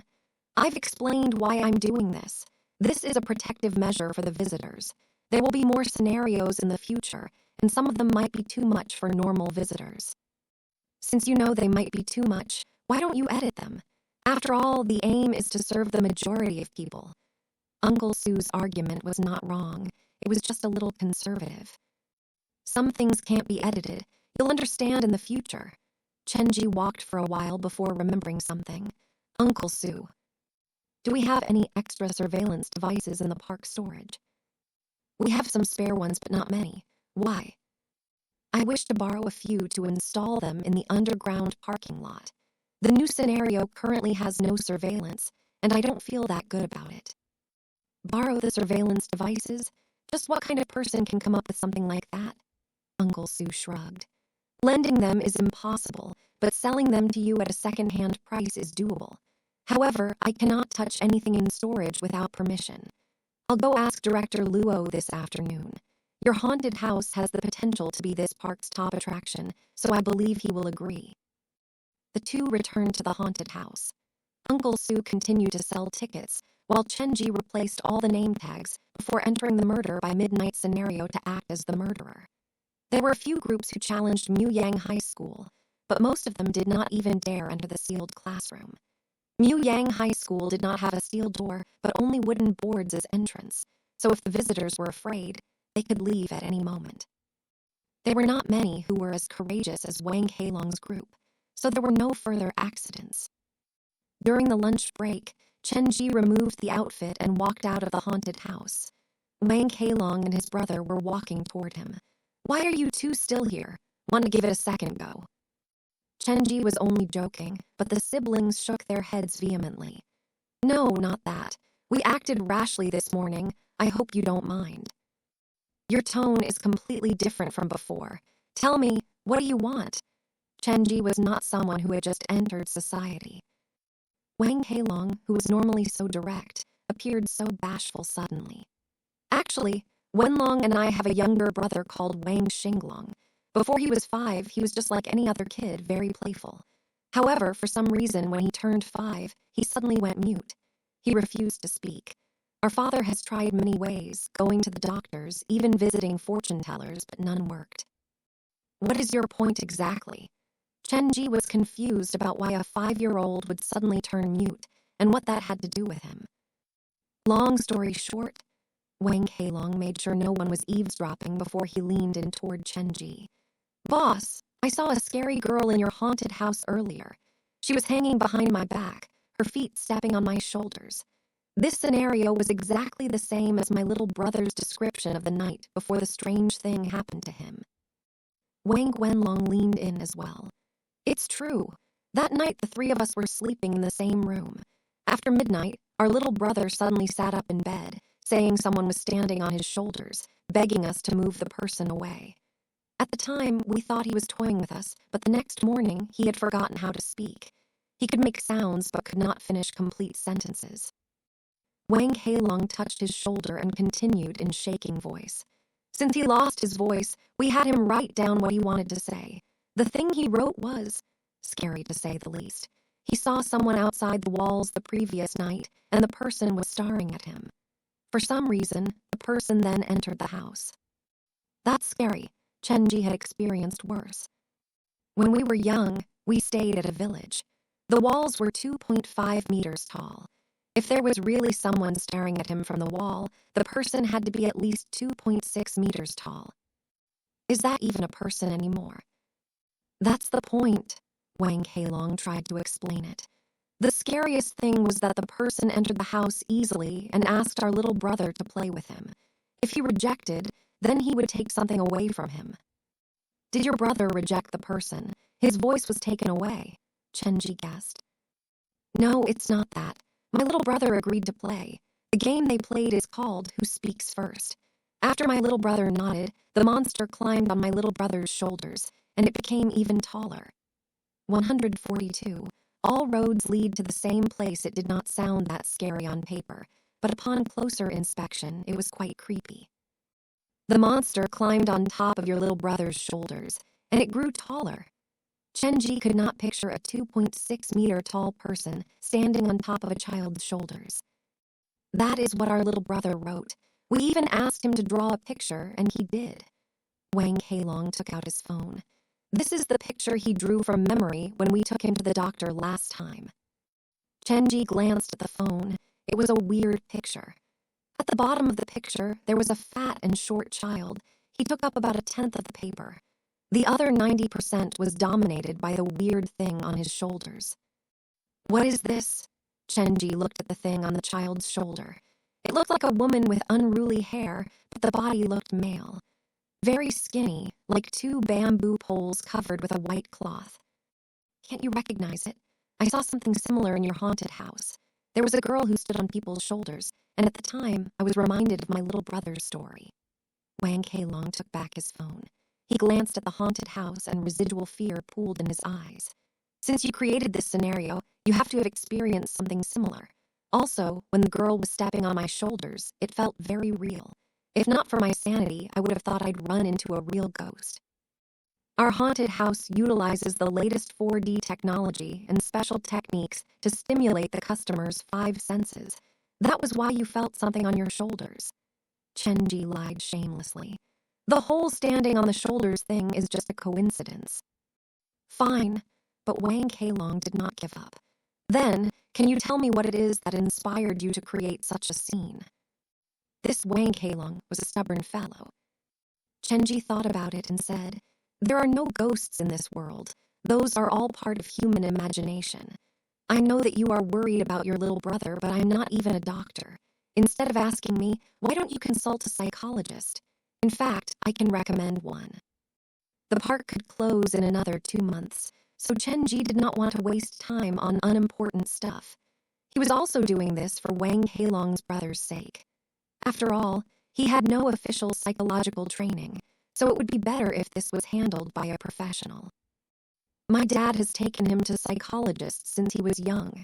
In fact, there was a mental hospital beside our old house, and my little brother was admitted for a period of time, but the effect was lacking. Wang Keilong hesitated. Brother, let me. Wang Wenlong held his brother. For some weird reason, our little brother has a weird aversion toward doctors. He screams and struggles or even turns violent when he is near people in a doctor's garb. Because of this, we have to notify the doctors beforehand whenever we visit a new doctor. Aversion to doctors. Chen Ge found the second anomaly about Wang Keilong's brother. Could it be that the thing on your brother's shoulders is afraid of doctors, so it harms the boy whenever a doctor is near? We do not know the actual reason. Before he was admitted to the hospital next door, he was fine, but after he was released from it, he started to get afraid of doctors, Wang Wenlong added. This was a secret they had shared for years. The sudden change must have a reason. Chen Ge tried to help them by analyzing what he knew. Could it be that something the doctor did during his treatment scarred him for life? That's impossible. Xinglong was very young when he sought treatment at the hospital, so the family was at his side at all times. The doctors treated him well. Since it's not the doctors, then perhaps it might have been the environment. Perhaps you can return to this old hospital. Maybe you can find some clues there. Chen Ge gave his suggestion and then turned to leave for lunch. The hospital closed down a long time ago. The 3rd hospital building Xinglong stayed at is now completely sealed, so we cannot gain entry even if we want to. Wang Keilong sighed. I'm sorry to unload all this on you. Too many things happened today that reminded us of our little brother. The 3rd building. Due to the Black Phone's mission, Chen Ge was very sensitive toward the word 3rd. What is this hospital? It was the hospital next to our old house. It was in the next district. We were poor back then, so we could only afford that place. After things got better, we transferred him to another hospital. That's not what I meant. What is the name of this hospital? Chen Ge's eyes that looked at Wang Keilong were rather scary. Jiujiang 3rd Psychological Convalescence Center, commonly known as 3rd Center. If I'm not mistaken, it has been abandoned for 5 or 6 years already. Wang Keilong and his brother could not understand this change in Chen Ge. Is there a place called the 3rd Sick Hall at this center? Chen Ge was lining up the dots in his mind. That's what you meant. Some referred to the 3rd building my little brother once stayed in as the 3rd Sick Hall. They are the same place, just different names. I understand. Chen Ge took in a deep breath. I know the best doctor in Jiujiang. If possible, can you bring me to meet your little brother tonight? Afraid that he might be rejected, Chen Ge immediately started to toot Dr. Gao's horn. No problem, but you have to be prepared, my little brother is. How shall I put this? Is not that normal looking? Wang Heilong forced a smile. If the doctor you mention is coming along, remind him to wear casually. Then he pulled out a black name card from his pocket. On the front, it was written, Long Hu Fang One. You are. Looking at the uniquely designed name card and the tattoos that covered their body, it finally dawned on Chen Ge. Are these gang members? This was the first time Chen Ge had interacted with such individuals in his life. Noticing the shock on Chen Ge's face, Wang Heilong whispered, It is as you thought. Long Hu Fang's Sichuan steamboat is owned by my family. The contact number is on the back of the card. Chen Ge flashed a bright smile as he accepted the card. Do you have a more specific address? Come to the old district's Haiming apartments tonight. Xinglong and my father stay there. 143 three personas. When Wang Heilong mentioned the name of the location, Chen Ge was stunned. Are the Haiming apartments that you mentioned situated in the deepest part of a residential area, with rubbish piling up outside and a very old-looking building? This time, it was Wang Heilong and Wenlong who were shocked. You've been there. I just came back from the place the night before yesterday. Chen Ge also did not think things could be so coincidental. Nice, this means that you know the way there. We're going there tonight. My father has a stubborn disposition, so it will be better for us to meet up downstairs first before going up together. After drafting the plan, the brothers left. Wang Xinglong's old home is next to the third sick hall. Could the monster he saw that night have escaped from the hospital? After he was admitted into the third sick hall, his problem deteriorated. Everything seems to lead back to the mental hospital. Chen Ge watched as the pair of brothers walked away. There's a monster that came out of the third sick hall residing in Wang Kaming, and there appears to be another monster in Wang Xinglong, and they both chose to live at Hai Ming Apartments. Suddenly, Chen Ge was reminded of the words mentioned by the young man in room 302. He had once overheard the two voices in Wang Kaming argue, and one of them said that if he was not afraid of being captured by the Red Spectre, he would have killed the other entity already. Could the thing that the monster in Wang Hailing was afraid of be the monster within Wang Xinglong? If that is true, doesn't it mean the monster in Wang Xinglong is on the same level as Zhang Ya? Wang Xinglong is the scariest entity at Hai Ming Apartments. This question was too complicated. Chen Ge skipped lunch and sat on the steps before the haunted house to think. The monster on Wang Kaming had been afraid of tearing away from Wang Kaming because it had felt something. It had forced the young man in room 302 to capture living creatures starting from the initial sparrows, stray dogs, and finally a living human. It slowly broadened its appetite as if feeling out the bottom line of a certain presence. It was similar to the mirror monster, but the one at Chen Ge's haunted house had acted so brashly. In comparison, the monster at Hai Ming Apartment was cautious. Obviously, the monster was afraid, so from this hypothesis, even if the monster on Wang Xinglong was not a red spectre, it was much stronger than normal ghosts. Just how scary is this third sick hall? There's a presence much stronger than the mirror monster, and from the looks of things, these were the two that escaped.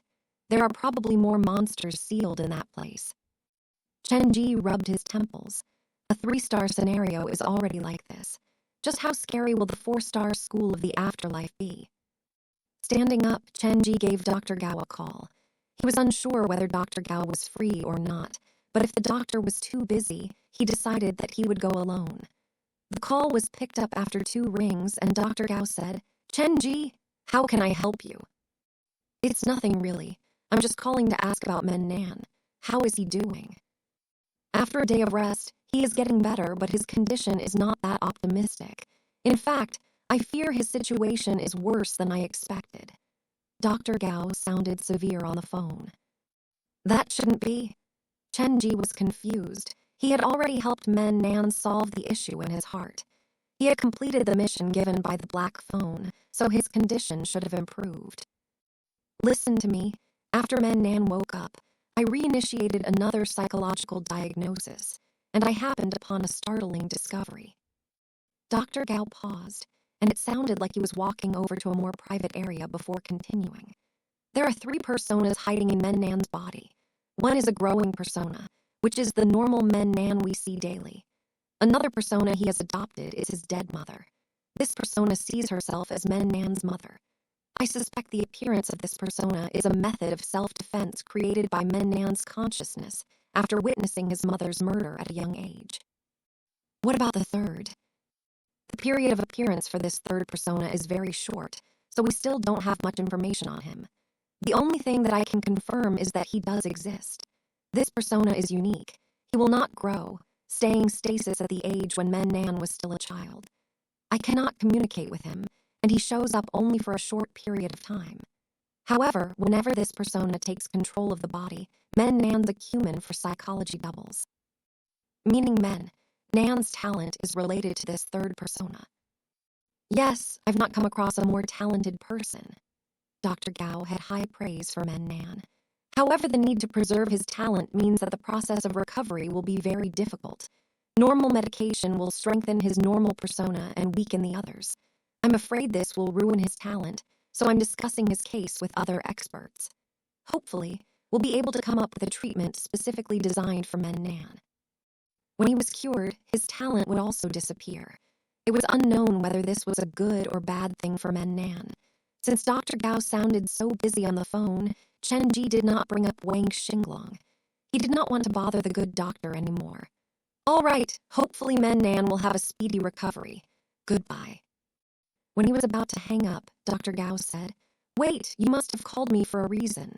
Men Nan is currently too weak to undergo any psychological treatment, so I am not that busy at the moment. If you have a problem, feel free to ask me.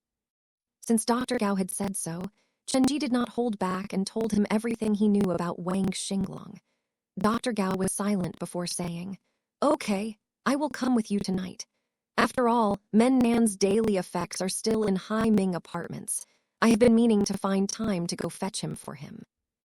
Thank you, Dr. Gao. There's no need for thanks. I've heard all about you from Ru Zhu. As a psychology aficionado, you are more than willing to put your knowledge into practice to help others. To be honest, you make me feel ashamed of myself. Psychology aficionado, that's what Gao Ru Zhu said about me. Chen Ge did not know whether to laugh or cry. He had a feeling that the other party had misunderstood him somewhat. Your haunted house makes use of many psychological tricks, and it shows you have been reading up on psychology. Dr. Gao laughed. If there's a chance, I shall pay it a visit. You flatter me. Chen Ge wiped the sweat off his forehead. The thought of placing the suit-wearing Dr. Gao in his haunted house to scare for half an hour spooked Chen Ge. His whole characterization would collapse after something like that. Dr. Gao's voice soon returned to normal. There are plenty who self-study psychology, but there aren't many who are willing to do something for the patients. You have helped Wang Xin with her problem, and to be honest, when you called me to ask for help, I was touched. Only those who have experienced psychological trauma will understand the pain involved. Actually, I've been trying to thank you on behalf of Wang Xin and Men Nan. It is because of you that they were able to break free from their psychological shackles and breathe a breath of fresh air. Chen Ge was praised so much by Dr. Gao that he did not even remember ending the call. After all, this was the first time someone had praised him thusly. Chen Ge realized then that he was quite a noble person. Chapter 144, We Are All Monsters, 1. After lunch, Chen Ge returned to the staff break room. When he opened the door, he saw Su-wan squatting by the door. What are you doing? Boss, when did you get this cat? It's so pretty, but it doesn't let me touch it. Su-wan grumbled. I just want to give it a hug. Don't think about it. The cat is a stray and is hostile toward human. Chen Ge entered the room and placed the boards back. When the cat saw Chen Ge, it did not hiss angrily, but it did jump away like it did not want to be physically close to him. Then why isn't the cat hostile toward you? Su-wan was confused. Whenever she neared the cat, it would assume a hostile posture. Perhaps it knows I'm a trustworthy, noble person. Sitting on the bed, Chen Ge stretched lazily. Do you want to take a rest?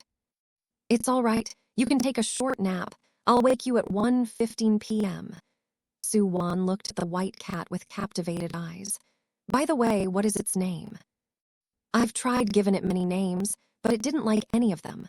When I called it White Tiger, it was weirdly responsive, so I'm considering calling it White Tiger from now on. Chen Ge looked at the white cat and considered it seriously. You want to call a cat White Tiger? Su Wan thought that Chen Ge was kidding with her, but he didn't look like it. Well, as long as you're happy. After Su Wan left, Chen Ge continued to study the white cat on the chair. This cat could see those monsters, and even a baleful specter like Xiaxia was afraid of it. If he could make use of it, this cat could be a useful trump card for Chen Ge, but it was a living creature with its own consciousness. However, making it obedient to Chen Ge's orders would take some time. At least after a night of interaction, the cat was no longer that hostile toward Chen Ge. The cat was clever. It knew who was good and who was bad. Your kittens are no longer with us. Even if you continue to guard them, nothing will change. Chen Ge thought about it and stood up to grab the basket. The white cat followed behind him, and the pair walked out the haunted house. Chen Ge used his hands to dig up a hole next to a tall tree. Then, he placed the kittens within. When he did those things, he kept an eye on the white cat, afraid that it might suddenly become frenzied. I understand your pain and know how important they are to you, but you have to understand. Chen Ge squatted on the floor and slowly filled up the hole. Everything dies, and when it does, it is returned to nature. Only by burying them can their souls return to the great cycle. He did not know whether the white cat understood him or not, but the cat kept watching the mound of dirt. Staring at the 4 kittens that slowly disappeared from view, its pair of different colored eyes danced slightly. It did not attack Chen Ge or lose its rationality. It just sat there quietly. When Chen Ge dropped in the last handful of dirt, the white cat hid inside a tree hole. No matter how hard Chen Ge tried to get its attention, there was no response. The lunch break was soon over, and the visitors returned. It was then that the white cat left the hole, but it just jumped higher into the tree's canopy. Chen Ge could not force the cat to do something it did not want to, so after a quick cleaning, he opened the haunted house for business. With the new 2-star scenario, many visitors instantly lined up again after experiencing murder by midnight or Minghun scenarios. The effect of the level delineation had slowly come into play. The greater the limitation, the more they wanted to try it. For thrill seekers, the unknown scenario had an unparalleled attraction. Chen Ge was busy until New Century Park closed. Before he had a chance to rest, Chen Ge followed Uncle Su to the park storage to retrieve the surveillance devices. He told Su Wan and Uncle Su to leave first before entering Mu Yang High School alone. He installed the camera at few key locations. The installation took longer than Chen Ge expected. When he was finished, it was already 8 p.m. After washing his face, Chen Ge called Dr. Gao and Wang Keilong before taking a taxi to Hai Ming Apartments. When he arrived, Dr. Gao and Wang Keilong were already there. The steady Dr. Gao, who had a deep appreciation and understanding of psychology, easily won over the affection of the Wang brothers. Without the introduction from Chen Ge, they were already happily chatting among themselves. My dad and Xinglong live on the 6th floor. I've informed them of our visit this afternoon. When the 3 entered Hai Ming Apartments, Chen Ge frowned slightly. That stench had returned. This stench was heaviest when they passed the 3rd floor, but the others did not seem to smell it. They acted normally, discussing Wang Xinglong's condition. What is the source of this smell? Initially, Chen Ge thought it was the bag of animal bodies from room 302, but those carcasses should have been taken care of by now, so how come the stench still remained? They reached the top floor, and Wang Keilong knocked on the door for room 601. It was a man in his 50s who answered the door. He had peppery hair and a deep frown on his face. Dad, this is the haunted house boss who experienced something similar, and this is the best psychologist in Jiujiang. Please come in. There were many everyday items in the room. The room was not designed to fit that many people, and it appeared a bit small. "I've been told of your intention. Xinglong is inside the bedroom. If you can cure his illness, you will not worry for your financial future anymore." This old father looked far more ancient than his actual age. "Can we meet Xinglong?" Chen Ge stood at the very back. When the door was opened, the stench hit him like a wall, but weirdly enough, none of the others reacted in any way to it. It appeared that only he could smell the stench. "Okay, but I hope you are mentally prepared." Wang Xinglong's father pushed the bedroom door open. A stronger stench wafted out from the room, and Chen Ge rested his finger surreptitiously on the tip of his nose. It was not smelly per se, but it was a smell that made him feel uncomfortable. He instinctually wanted to escape when the smell hit him. The smell was like a voice telling him, "Do not get close, this thing is dangerous." Looking through the bedroom door, the small bedroom did not have any furniture, just a thin carpet covering the floor and several pillows in the corners. Other than these, the most eye-grabbing feature was the person who sat in the middle of the room. He was a squat person, perhaps only about 1.5 meters tall, and incredibly overweight. His legs were misshapen from the pressure, and he looked more like a meatball than a man. When he saw people walk in, the man grinned harmlessly at the door and raised his hand with difficulty in an attempt to wave. Whenever a new outsider saw Wang Xinglong, his father's heart felt like it was slashed by a knife. "Xinglong doesn't know how to speak, but his other faculties are totally normal. Ask him anything, and he will answer by writing on the board." 145. "We are all monsters, too," Wang Xinglong's father observed Chen Ge and Dr. Gao out of the corner of his eyes. He knew how unusual his son looked, and whenever someone judged his child with a weird gaze, there was an indescribable pain in his heart. However, this time was different. Both Dr. Gao and Chen Ge acted normally. "Exercise can help stave away heart problems and release stress. Try not to keep him cooped up at home." Dr. Gao removed his shoes and stepped into the room. He sat down beside Wang Xinglong without a trace of disgust or condescension. Wang Xinglong did not show fear at Dr. Gao's approach. If anything, it felt like he wanted the company. He wiggled his large body with difficulty like he was trying his best to show his welcome. Wang Xinglong and Dr. Gao shared a peaceful relationship, but when Chen Ge prepared to enter the bedroom, everything changed. He followed Dr. Gao and removed his shoes, but when he stepped into the bedroom, the smiling Wang Xinglong suddenly stopped. His expression turned serious. He glared at Chen Ge, and it felt like he was a lion who felt some other dangerous beast entering his territory.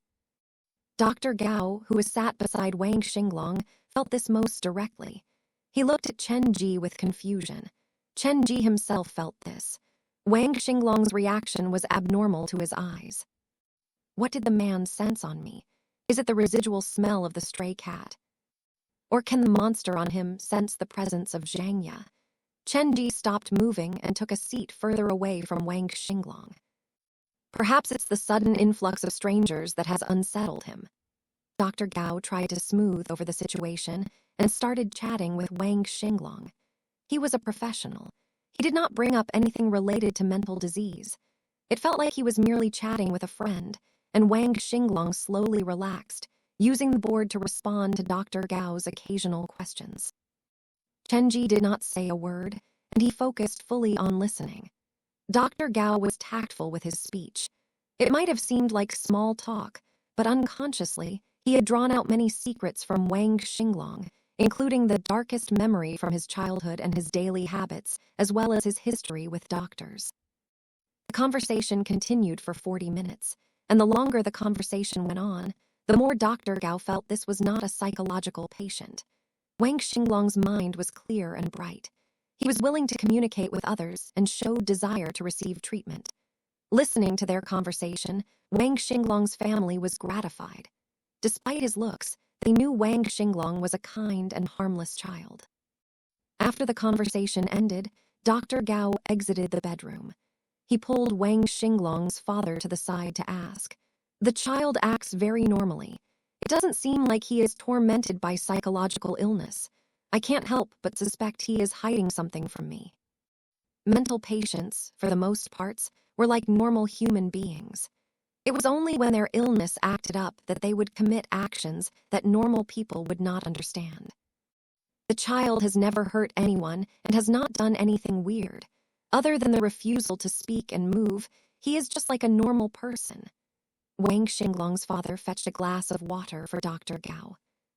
When Dr. Gao conversed with Wang Xinglong, the latter had told him about the childhood nightmare. A normal child suddenly lost his power to speak. Could the story he was telling be real? Wang Xinglong's father shook his head with a sigh. We have no idea whether it's real or not. We've seen so many doctors, but none of them could confirm or deny it. Whether it's real or not is not that important. The important part is even after so many years, Xinglong can still recount it in such detail. This means that the incident has impacted him greatly. As long as we can solve this problem, he should be able to regain the ability to speak. But if this incident is completely made up, how are we supposed to help him solve it? Wang Heilong asked. Even if it is fictional, every single detail in it has a real meaning to Xinglong, just like how dreams often reflect real life. Dr. Gao took out his phone to show that he had recorded his conversation with Wang Xinglong. We cannot take everything at a surface level. Temporarily, I cannot promise you anything, but I will try my best. Dr. Gao, as long as you can cure Xinglong. I don't have much confidence either. After all, his language power must have regressed since he hasn't spoken for so many years. Dr. Gao looked back into the bedroom. But the most stressing issue is not his psychological problem but his physical issue. He is seriously overweight, and this puts his life in danger. We have talked to him about this, but he dislikes exercise. He prefers to just stay inside his bedroom. He doesn't even want to move out to the living room. Wang Xinglong's father was also frustrated. Try to communicate with him and tell him that this is normal to change his worldview and perspective. Then his action might change. Dr. Gao discussed the situation with Wang Xinglong's family outside the bedroom. Inside the bedroom, Chen Ge sat across from Wang Xinglong. By then, the smile on Wang Xinglong's face had disappeared. His beady eyes that almost disappeared among his folds of fat narrowed into slits as he studied Chen Ge. Wang Xinglong, I want to help you, so I hope you will stop hiding things from me. Chen Ge maintained a safe distance from Wang Xinglong. The man was very cautious of Chen Ge, and Chen Ge refused to get any closer because of the stench that came off the man. However, it appeared like only Chen Ge could smell it. Grabbing the board, Wang Xinglong wrote, I'm not hiding anything, I've told you everything. You know whether that is true or not. Chen Ge lowered his voice. Their focus is on why you aren't talking, but I'm different.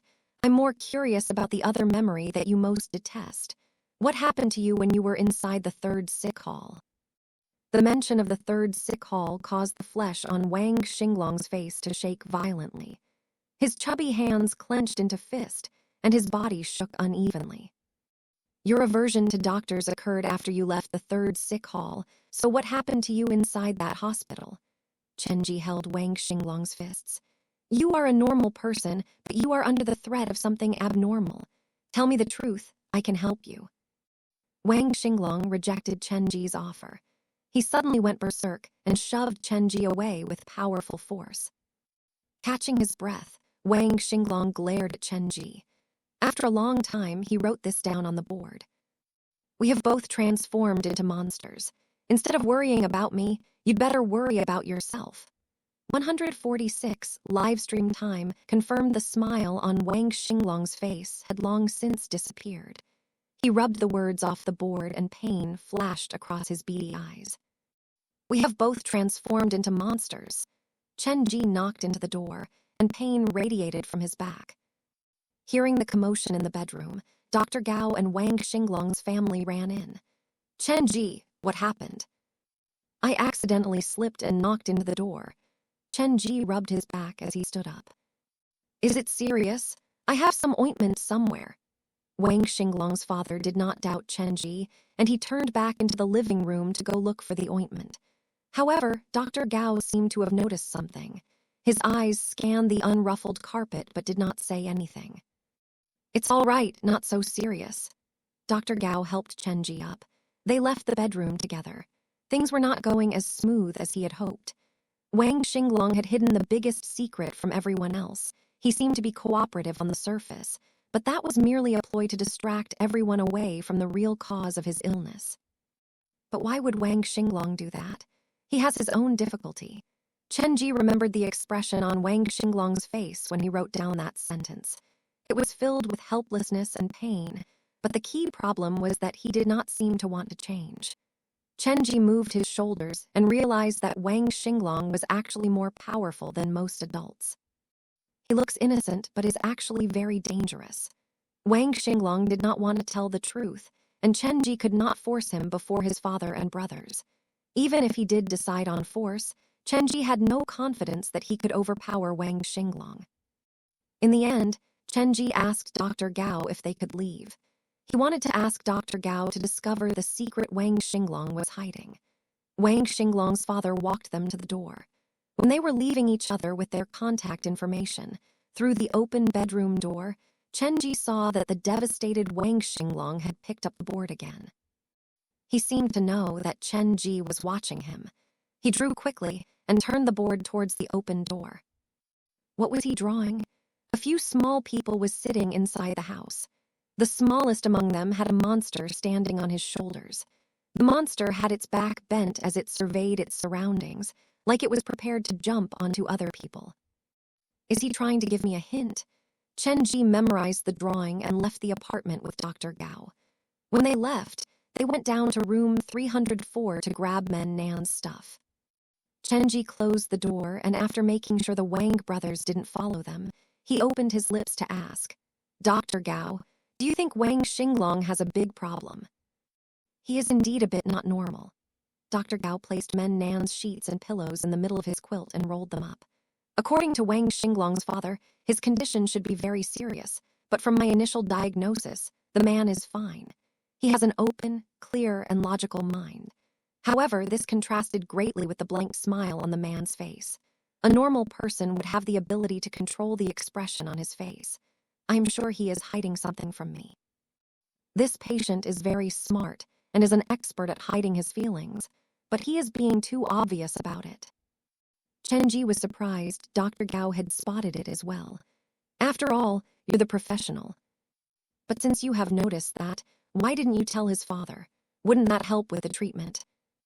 How to navigate the relationship between the doctor and the patient's family is a complicated skill. Wang Xinglong's father might have been kind to us today, but if anything happened to his son, he would definitely be on his son's side, and he would block our access to Wang Xinglong in the future. Dr. Gao picked her up the bundle to carry out of the room. Come and help me. Grab the books and notes in Men Nan's drawer and place them in the box. They are very important to him. Chen Ge entered the bedroom and took out the books one by one from the drawer. When the drawer was almost empty, Chen Ge saw a picture sat at the bottom of the drawer. A woman was lying in a hospital bed with a patient's garb. A shy-looking boy sat beside her. Is this a picture of Men Nan and his mother? Looking at the picture, Chen Ge was shocked. Men Nan's mother in the picture, even though she had no makeup on, was incredibly beautiful. Men Nan's father still had an affair even though he had such a beautiful wife. Chen Ge's first love letter in his life came from a baleful specter, so he did not know much about romantic relationships. He felt perhaps something was not right about Men Nan's father. After placing the picture in one of the books, Chen Ge placed all the books in the box and left room 304 with Dr. Gao. After exiting Hai Ming Apartments, Chen Ge took a deep breath. Finally, don't need to take in that stench anymore. Stench? If you're talking about stench, isn't it stronger out here? Dr. Gao asked as he pointed at the rubbish that piled as high as Small Hill. Didn't you smell a weird stench in Wang Xinglong's room? No, his house is very clean. The old father has taken good care of him. Dr. Gao sighed. Actually, the child can be considered lucky. At least he has his family's support, and they all wish for him to get better. His family is indeed very kind. The worry between family members could not be faked, and Chen Ge could feel that. He took a few steps before stopping suddenly. Family. Yes, some patients' family dropped them at the rehabilitation center and left them there. Dr. Gao had misunderstood Chen Ge. He was thinking about another issue. In Wang Xinglong's last drawing, there were a few small people sitting in the drawing. The one with the monster standing on the shoulders seemed to refer to himself, so the people around him should have been his family. The monster was prepared to jump to other people, so could this be why Wang Xinglong refused to seek treatment? If he did anything wrong, the monster might harm his family. Wang Xinglong's drawing also proved that even after so many years, the 2-meter-tall monster was still standing on his shoulders, and their game was still ongoing. The stench should originate from the monster, but why only I can smell it? After solving the first problem, more problems surfaced. Chen Ge realized that he would need to enter the third sick hall to answer all the questions. After placing all of Men Nan's stuff in the trunk, Dr. Gao drove Chen Ge back to New Century Park. When his feet stood on firm ground, Chen Ge received a call from Liu Dao. "Brother, Qin Guang's next livestream schedule has been announced. It's tomorrow night." "So soon? And do you know where the location will be?" "Mu Yang High School." Liu Dao mentioned a familiar name. However, this time, Qin Guang has learned his lesson. He hired someone to write a script based on your live stream, so he can now be considered paying homage and not plagiarizing, so even the platform cannot do anything to him. Chen Ge was silent for a long time, so Liu Dao thought that he was angry. "Certain things are helpless, but as long as we work hard, it'll be fine." "It's not that, but if you have the chance, please help me send a message to Qin Guang."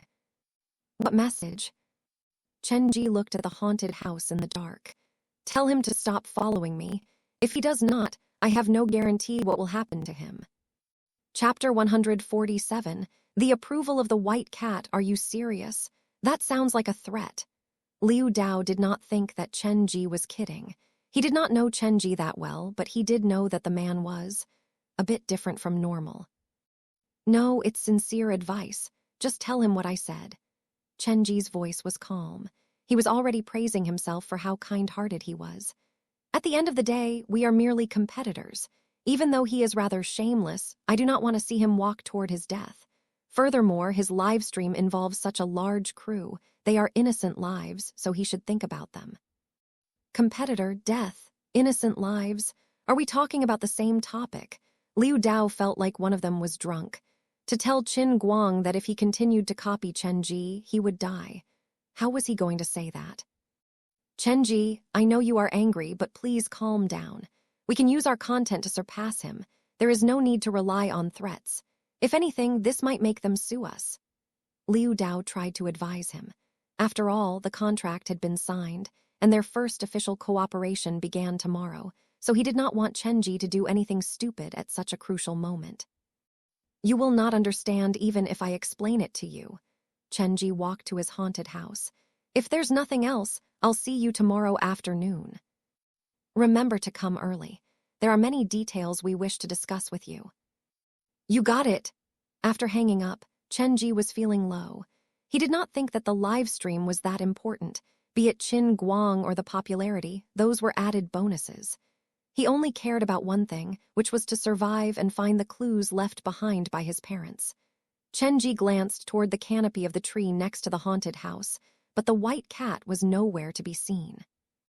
Eventually, it has left. Chen Ge had grown quite attached to that cat. Multicolored eyes are not common for a stray, but it is still a life. Things can't be forced. Chen Ge was rather saddened upon realizing that the white cat had left. He entered the haunted house and found himself alone in the long corridor. The haunted house was rather lifeless at night. He switched on the corridor lights, and his lonely shadow extended down the corridor. It looked quite lonely, but he had gotten used to this already. He went into the bathroom to wash his face before turning toward the staff break room. Before entering, he noticed something weird. Why is the break room door open? There were 2 sets of keys to the break room. He carried one on himself, and the other was hidden above the door frame. It was to make it convenient for other haunted house workers. This hiding place was only known to those who had worked at the haunted house before. If it was Su Wan, she would have locked the door before she left. Looks like an outsider has snuck into the break room. Chen Ge took a detour to the props room to grab Dr. Skullcracker's iron hammer. He pushed the break room door open. The room was dim, and there was no one in sight. The key wasn't on the door frame. The thief has taken away the key. Chen Ge glanced around the room, and he realized the only difference was there was an unwashed jacket lying on the table. I remember hanging this beside the bed when I changed out of it this morning. Why is it on the table? He turned the light on and used the hammer to peel the jacket back. Underneath the dirty jacket lay a pure white cat. It moved its head with impatience, its pair of different colored eyes shining with resentment. Chen Ge looked behind it, and a dirty ragdoll was lying on its tail. The small ragdoll appeared like she was trying to grab onto the white cat's tail, but she did not expect that Chen Ge would come in so suddenly. Her body froze from the scare, and very instinctively she pretended to be dead. Xiaoxiao, this scene surprised him. Couldn't these two not stand each other? White cat jacket. Chen Ge glanced at the jacket, and it dawned on him. When he took the cat to the doctor that night, he used his own jacket to wrap the cat and the kittens. The smell of the 4 kittens probably lingered on the jacket. The jacket and the basket that carried the kittens were all in the break room, but the room was locked. The key hidden above the doorframe was a secret to most, but for Xiaoxiao, who wandered about the haunted house daily, she must have been privy to it. If anything, Xiaoxiao probably knew more about the haunted house than Chen Ge by then. Chen Ge pulled Xiaoxiao up by her leg and shook her twice in the air. A copper key then fell from her pocket. "Are you trying to be the haunted house's manager?" Chen Ge did not know to laugh or cry. He placed Xiaoxiao beside the white cat and returned the key on the door frame. Standing in the cold corridor, Chen Ge felt the break room was weirdly bright and warm. Xiaoxiao lay beside the white cat on the table. The cat gave her a cold shoulder, but it did not push Xiaoxiao aside. It lay lazily on the table and did not seem like anything was going to affect it. Looking at this, Chen Ge's lips curved upwards. "I used to stay here alone, but it has gotten quite rowdy now." After closing the door, Chen Ge sat on the chair. He took out the black phone and started to inspect his daily missions. The 3 missions were respectively to hire more workers, perform safety inspection, and install a sturdy door for the Mu Yang High School scenario. All the missions are imminent problems that the haunted house needs to solve. Chen Ge updated the haunted house's information on the internet by introducing the new scenario and adding in the information of the reward money. After that, Chen Ge posted a recruitment post online. There was only one demand: the person had to be brave. "I must be picky with the recruitment. If Uncle Sue continues to help me sell ticket, we can still barely manage to get by, so this can be delayed for now. But as the haunted house grows bigger, the issue of security cannot be ignored. I should pick the security option as my daily mission." Chen Ge stood up again. He checked all the safety hazards in the haunted house and came up with new rules, but the black phone did not say that he was done. "What's the problem? I've checked all the scenarios. Why isn't the mission completed yet?" Chen Ge stood there with the black phone. He might need to conduct a 3-star trial mission tomorrow, so he needed time to prepare. He had no time to waste on a daily mission. Wait, could it be the mirror in the bathroom? Chapter 148, 9 patients, 10 rooms. Chen Ge pushed open the bathroom door. The mirror on the wall was covered up by a black cloth, and the cubicle door was sealed up. The visitors come to visit during the day, but the blood door only appears at midnight. Normally, these 2 parties should not interact, unless someone sneaks into the haunted house at night and accidentally opens the cubicle door. Like Zhangpeng. Chen Ge removed the black cloth and stood before the window. He had no clue about the blood world behind the mirror. He did not even know why the door appeared, much less the way to destroy it. "My parents once said that the door of the 3rd sick hall has been opened again. This means that it was originally closed. Maybe the 3rd sick hall will have clues to closing the door. Perhaps the door in the mirror and the door of the 3rd sick hall are connected. Then this trial mission will that much more important to me."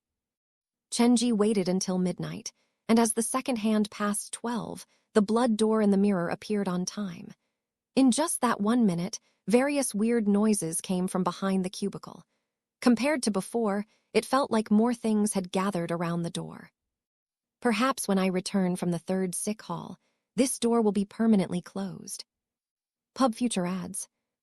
Chen Ge returned to the staff break room, but he could not sleep. He sat on the chair and wrote down a list of the things he needed to prepare for tomorrow's live stream. A cleaver that has tasted years of blood, a live cock, salt. He worked on the list until 1:50 a.m. Chen Ge still did not feel sleepy. Every few minutes he looked at his watch, and an indescribable anxiety was spreading through him. It's still not too safe. The difficulty of the 3-star trial mission should be multiple times harder than the 2-star Mu Yang High School. Furthermore, I'm going in alone. I have to be more prepared. Chen Ge inspected his life, and suddenly his phone rang. Who is calling me at 2 a.m.? Chen Ge glanced at the caller ID and answered it immediately. Dr. Gao, you're looking for me.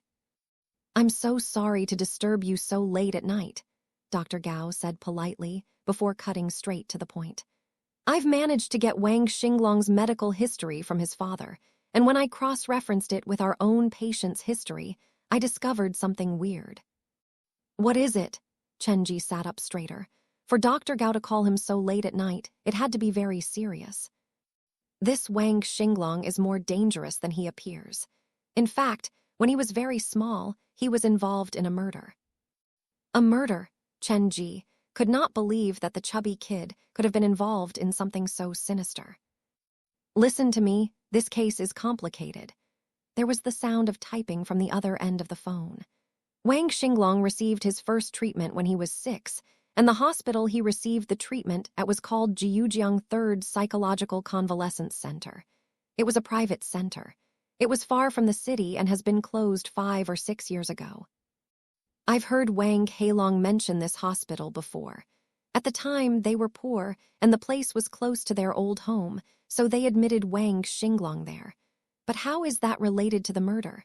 Chen Ge asked. When he was first admitted, Wang Xinglong, who was only 6 at the time, showcased extreme mood swings. Unable to control himself, he would attack the doctors and family members.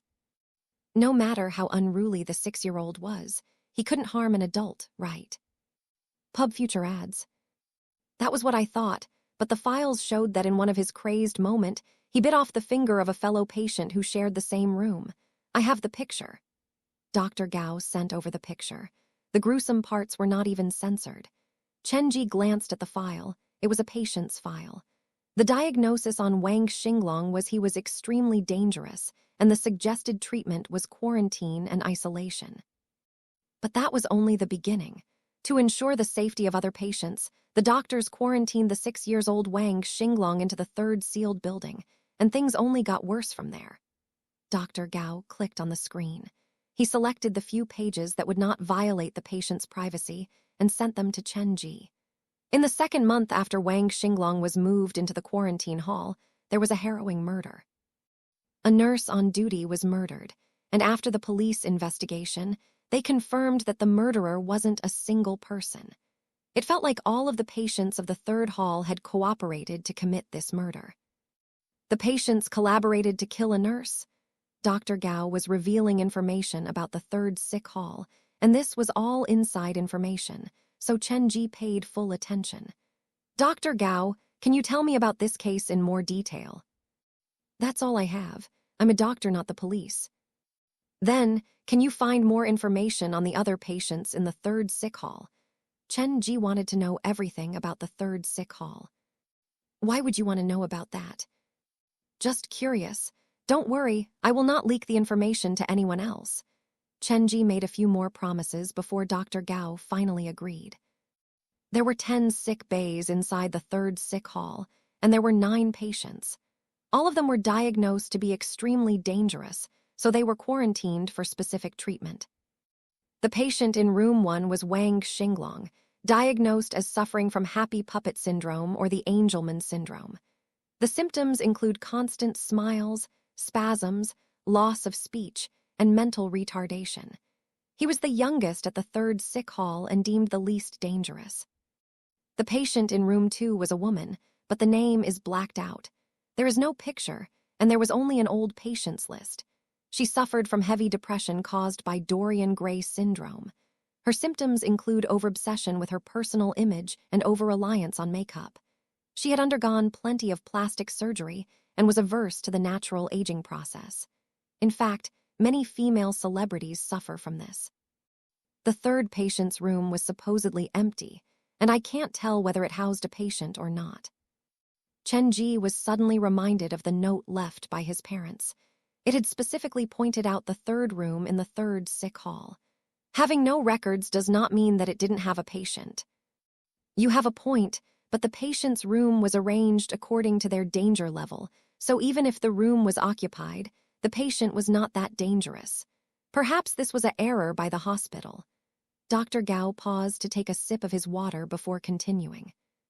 The patient in room 4 suffered from phantom limb syndrome after losing his arm in an accident. After the amputation surgery, he felt the arm was still on his body and could sense pain and temperature through it. 149, the most dangerous patient, the man living in room 5 was called Su Tong. He suffered from Fregally delusion syndrome. He thought that all the people around him were disguised by a similar individual, and he lived in a made-up world. The patient of the room 6 was called Han Bayar. She was a midnight show type of host. There is no picture of her in the files. But her main doctor wrote down this sentence at the bottom of her patient's record. Just how harsh must God be to have made a woman as beautiful as this? Han Bayar only stayed at the place for 2.5 months before she was taken away. She suffered from a rare disease called body dysmorphic disorder. She had the tendency to exaggerate the imperfections on her body, and she could not accept the slightest flaw. When she was hospitalized, she once tried to chop off her fingers simply because the nails on both hands failed to be symmetrical. The name of the patient in room 7 has been lost, but he suffered from Cotard's syndrome or the walking corpse syndrome. He believed that he was already a dead man, telling the doctors that his organs had all decayed.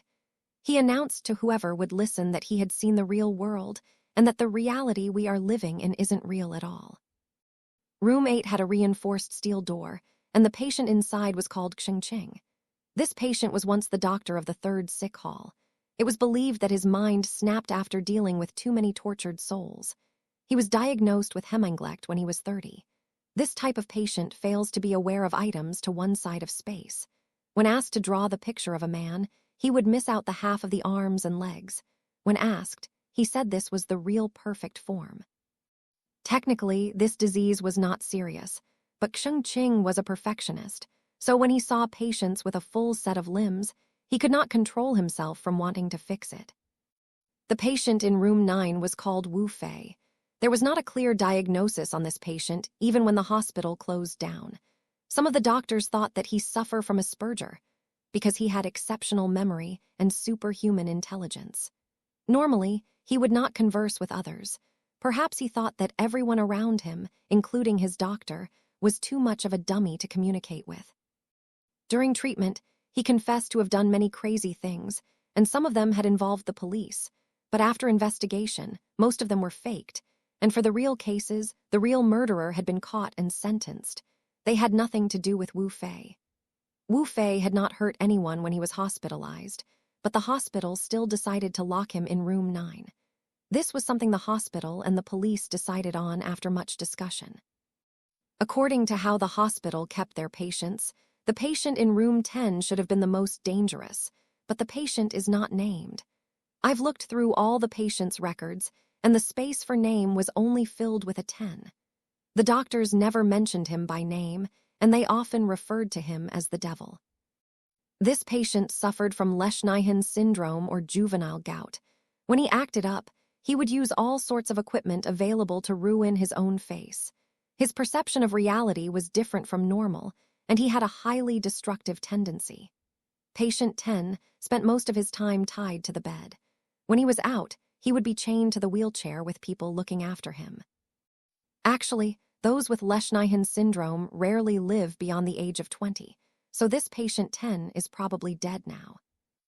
Dr. Gao listed the information on all the 9 patients, and Chen Ge used a pen to jot everything all down. Looking at the recorded information, Chen Ge felt a chill up his spine. Dr. Gao, Do you know what happened to these 9 people after they got transferred out of the 3rd sick hall? Other than Wang Xinglong, Su Tong, and Han Bayar, who had records from other hospitals, the rest of them seemed to have disappeared. Then do you have ways to contact the 3 of them? Chen Ge wanted to know more about the 3rd sick hall before starting the live stream. The contact numbers on the files are mostly useless now, so even if I give them you, it'll be pointless. Dr. Gao rejected Chen Ge tactfully. I'm calling you so late at night mainly to tell you that Wang Xinglong might be very dangerous. Mental patients morph into a different person when they act up. Do not purposely go and provoke them. If you are hurt, the law will not be on your side because these people are mentally unhealthy. What Dr. Gao meant was simple. After Chen Ge fell down, he had noticed the carpet was flat, so he suspected that Chen Ge did not trip and fall but was pushed by an outside force. He had made this midnight call to warn him of the possible dangers. I understand. I'll be more careful. Chen Ge thought about it before adding, Dr. Gao, if you find out any more information about the 3rd sick hall, please tell me. I'm very interested in that hospital. Your hobby sure is unique. All right then, rest well. I will inform you when I come up with a new development. After hanging up, Chen Ge arranged the pieces of paper on the table, his brain mulling over the 9 patients. 10 rooms but 9 patients. Why? If the rooms are arranged according to their danger level, why did the hospital keep room 3 empty? Has the room been empty from the very beginning, or was the room left empty for a patient who died in it? Chen Ge did not know when he fell asleep, but when he woke up it was already morning. Looking at his watch, he saw it was 6 a.m. He washed his face, exited the haunted house, jumped on his bicycle, and headed for the nearest morning market. The market was already busy even though the day was just starting. Chen Ge was quite conspicuous amid the crowd of middle-aged aunties and uncles. He first went to buy a live cock and then went to the stall that sold pork. He stood beside the stall with his eyes open wide. When the proprietor was finally free, he moved forward. The proprietor was a man about 40. He had noticed Chen Ge a long time ago. What do you want? When Chen Ge named his request, he felt weirdly embarrassed. I want to buy your cleaver. You want to buy my cleaver? The man's face fell, thinking that Chen Ge was ridiculing him. I'm serious. Chen Ge placed the money on the counter. Give me a price. After a long explanation, the man finally understood why Chen Ge wanted his cleaver and laughed. It's not that I don't want to sell you this, but nowadays, we have special machine to put the pigs down. You'll need to go to a butcher to find the kind of cleaver you're looking for. 150. The second lucky draw, the middle-aged man also did not know how to respond. He had managed his stall for half his life already, and this was the first time he had come across such a request. If you have nothing else, go. I don't sell the kind of cleaver you want. Then, can you sell me the cleaver you normally use? Chen Ge was determined. Before the live stream, he had to obtain a cleaver regardless of whether it turned out to be useful or not. How am I going to operate this stall if I sell you my cleaver? The middle-aged man just finished when a young man with dyed hair pushed through the crowd. He looked about 19, and his jacket was tied around his waist as he yawned. When the young man appeared, the middle-aged man slammed the cleaver on the cutting board. He wiped his hands on his apron and walked toward the young man. You still know your way back home. Where were you last night? Karaoke with a few friends, then the internet cafe. The young man put on his earphones like he was trying to tune the man out. Then, why didn't you answer your phone? Years of chopping pork meant that the middle-aged man was much more muscular than the young man. He yanked the earphones out directly. I'm talking to you. The young man used his hands to cover up his ears instead. He stood before the middle-aged man and said nothing. Have you gone mute? I'm asking you why you didn't come home yesterday night. Didn't even answer your phone. What were you thinking? The middle-aged man was loud, and the customers even started to persuade him. The young man glared at the middle-aged man before finding an opening to grab the earphones and run out the market. Come back here. The middle-aged man could not chase after him since he had a business to run. He picked up the cleaver and cleaved a bone in half angrily. Looking at how angry he was, Chen Ge very understandably took back his money and left with the chicken. After leaving the market, Chen Ge was looking for his bicycle when he was approached by the young man from earlier. "I hear you're looking for a cleaver." "Yes, but not a new one. I need one that had been used for a long time already." "I have one at home. Follow me, but don't let my father spot us." The young man led Chen Ge to a building near the market. He asked Chen Ge to wait him outside and soon came out with an object wrapped in red cloth. "My grandfather was a butcher, and he planned to carry this knife with him to the grave, saying he was not going to let his children do the same job as he did. However, my stubborn dad insisted on keeping the cleaver. From then on, bad luck has followed us. He lost his business and my mother passed away. In the end, he had to sell pork at the market to make ends meet." The young man gave Chen Ge the cleaver. "The cleaver is cursed, so I'm not going to ask for much. 100 and it's yours." Chen Ge was intrigued by what the young man said. He pulled the red cloth back and took a close look at the cleaver. His yin-yang vision twitched like his eyes were pricked by needles. They only recovered several seconds later. The red cloth wrapped around a 40-centimeter-long single blade. Perhaps because it had tasted too much fresh blood, the blade was a dark red color. There were grooves running down the blade, and the wooden handle looked like blood veins with lingering red lines. Chen Ge tried the cleaver, and it was heavier than expected. "This cleaver sure is unusual." The blade was no longer sharp, but the air around it had not changed. "When I was small, I saw my grandfather enter the pigsty with this cleaver, and none of the pigs dared make a sound." The young man looked at the red cloth and extended his hand toward Chen Ge. "If you're satisfied, pay up." "Not bad, this is the kind of cleaver I'm looking for." Chen Ge passed the young man 100 and left the young man his phone. "If your father asks about the cleaver, tell him to call me." "What does this have to do with him?" The young man asked emotionlessly and entered the room with the money. "Your father is quick with his words and temper, but it must be difficult on him as well. Based on my knowledge, there are no butchers near Jiujiang. To ensure fresh stock, he has to wake up every day at 3 a.m. to get the ingredients from outside of Jiujiang, or he might miss the opening of the morning market." With the chicken and cleaver, Chen Ge returned to New Century Park. He still had some time, so Chen Ge looked at the list he had prepared the previous night. "A live cock, a cleaver, and salt. I have those already. The 3-star mission will be dangerous. If I cannot return safely, all this is pointless." Chen Ge tried to bring as many trump cards as he could. He took out his black phone and scrolled to the very bottom, his eyes landing on the wheel of misfortune. Honestly, he was scarred by this specific feature on the black phone. "When I finished the expansion mission, I earned a lucky draw chance. The haunted house has been in business for a while already, and I have collected enough screams to trade for another lucky draw chance. I won't be so unlucky as to get a baleful specter twice, right?" Chen Ge had always stayed away from this kind of game, which depended fully on lucky. If not for the pressure from a 3-star mission, he probably would have continued to ignore this function on the black phone. 2 chances, perhaps I might really get something that'll save my life. Chen Ge's finger tapped on the screen, and the wheel started to spin. As the wheels spun, Chen Ge clasped his hands together. "Please, not another baleful specter." Ding!